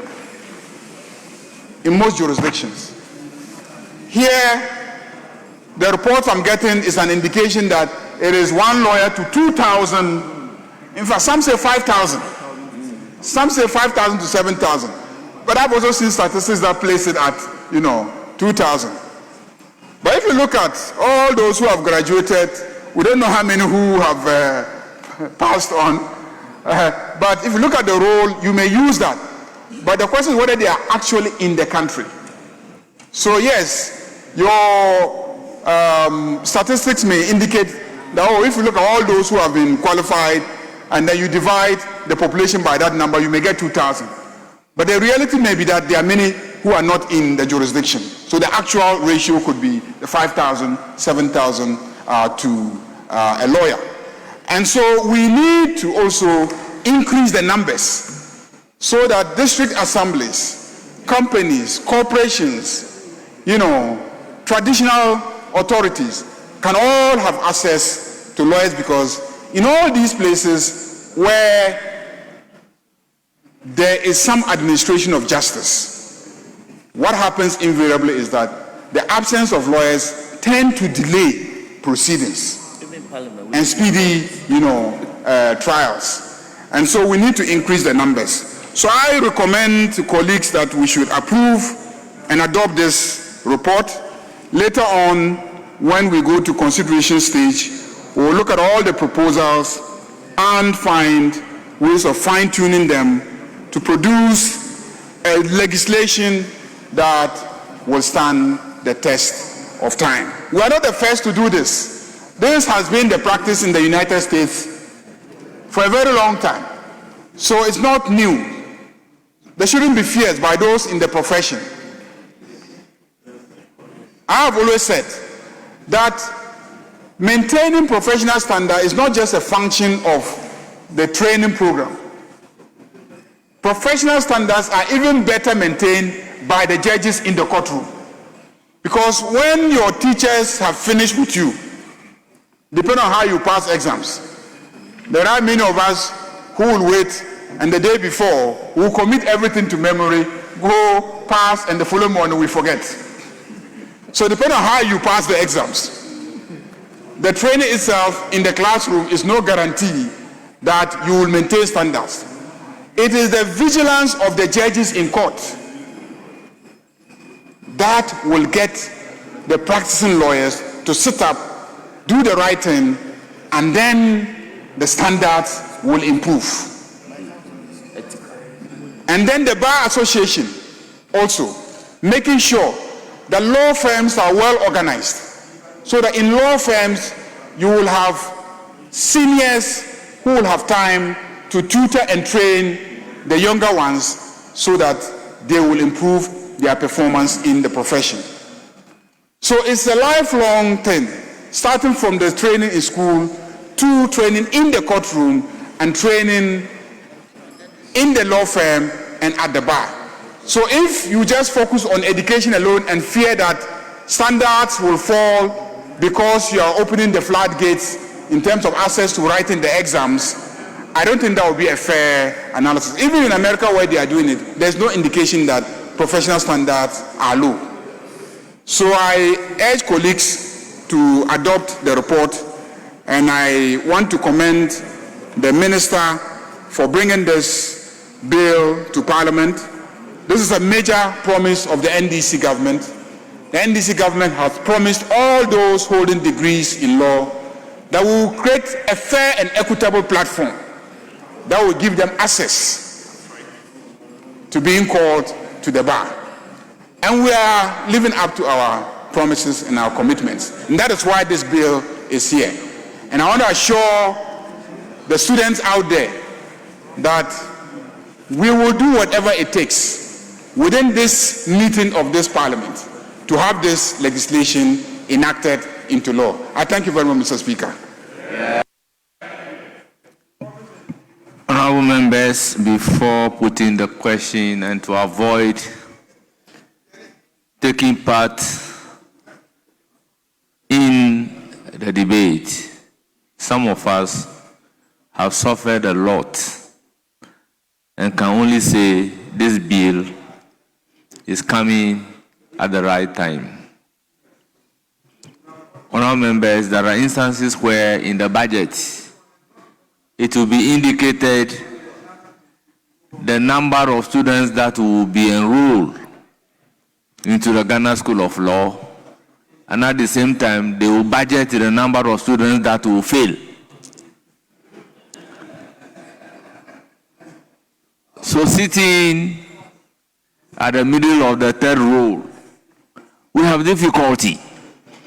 Because if you say you'll be admitting 200 students, but out of the 200 students, 100 will be called to the bar before the examination, you are telling me 100 will fail. So we had our own challenges, and I believed this is the way to address the issue. With this, I'll put a question. AG, you want to conclude?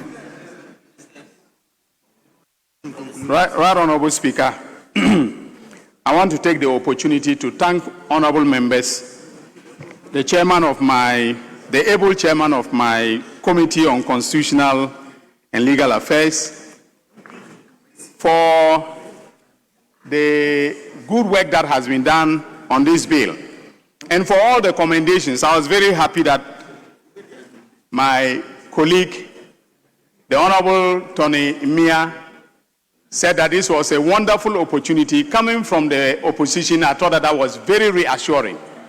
And this is because the bill, as the Honourable Majority Leader has pointed out, it accords with the letter and spirit of the Constitution in Article 25 to create equality of opportunity for every one of our citizens desirous of becoming lawyers. The Honourable Majority Leader has described how strenuous it was for people to become lawyers in the past. But though it was a very strenuous system, it also guaranteed automatic entry to the law school if you were qualified enough to go through the LLB program.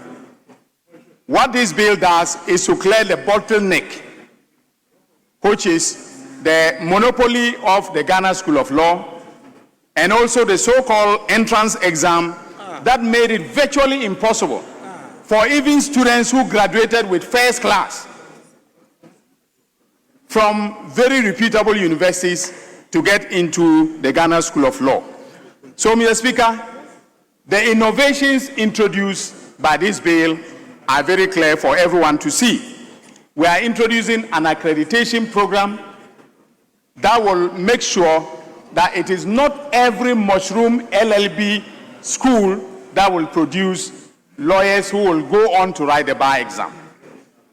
There will be accreditation and quality control to ensure that if there is a university producing LLB candidates, those candidates would have gone through a training that is either equivalent to or better than what I went through or what the majority leader went through before becoming lawyers. Mr. Speaker, we are also introducing the national bar exam so that those who go through the law practice training course at the universities, the accredited universities, can all write the national bar exam, which will be a standardized exam, that will be administered by the Council for Legal Education and its bar examination committee. Mr. Speaker, the Honorable Majority Leader has already made it abundantly clear that it is not true that this country has too many lawyers. There is this misperception out there that there are too many lawyers in this country. As the Honorable Majority Leader has pointed out, in the United States of America, the lawyer to residents or citizen ratio is 4 lawyers to 1,000 residents or 1,000 citizens in America. Here, it is 1 lawyer to 5,000 plus citizens. And so, Mr. Speaker, there is no oversupply of lawyers in this country. And so what the government of His Excellency John Dramani Mahama is doing is to create a system that will provide equality of opportunity for everyone who desires to be a lawyer, but at the same time maintain quality control such that we'll be producing some of the best lawyers on this planet Earth. So, Mr. Speaker, I urge everyone to support the motion for the adoption of the report and also to actively take part, especially the lawyers, take part in the refinement of the bill so that when it comes out and it is passed into law, it will be one that will stand the test of time. So, Mr. Speaker, I thank you very much for this opportunity and I thank members for their participation. Honourable members, at the conclusion of the debate, the question is as many as are in favour of the motion say aye. Aye. Those against say no. Honourable members, the ayes have it. The motion is adopted. An act to establish the Council for Legal Education and Training to regulate legal education in the country, provide the curriculum and standards for legal education, and provide for related matters. Honourable members, the Legal Education Reform Bill 2025 is accordingly read a second time. Yes, Majority Leader. Mr. Speaker, I think we were scheduled to start at 12. So far as the records are concerned, it was 12. We were late, but it was 12. So technically, we've done 5 hours. So we're in your hands. Honourable Majority Leader, I beg to differ. So you may move a motion for amendment, for adjournment. Well,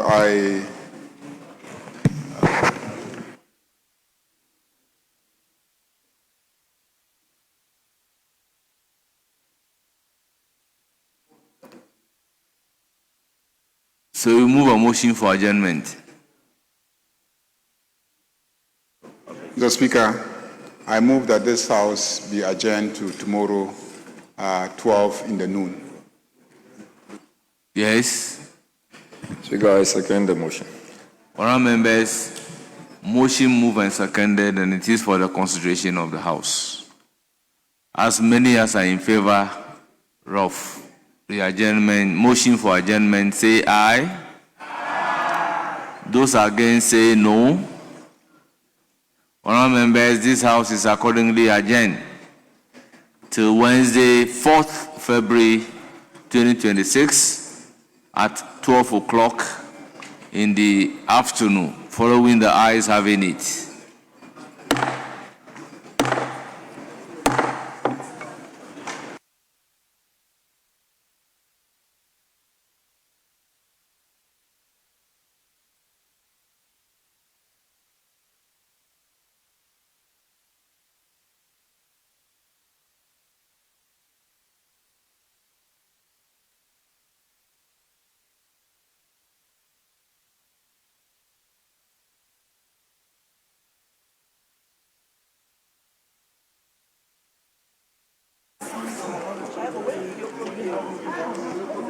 for me.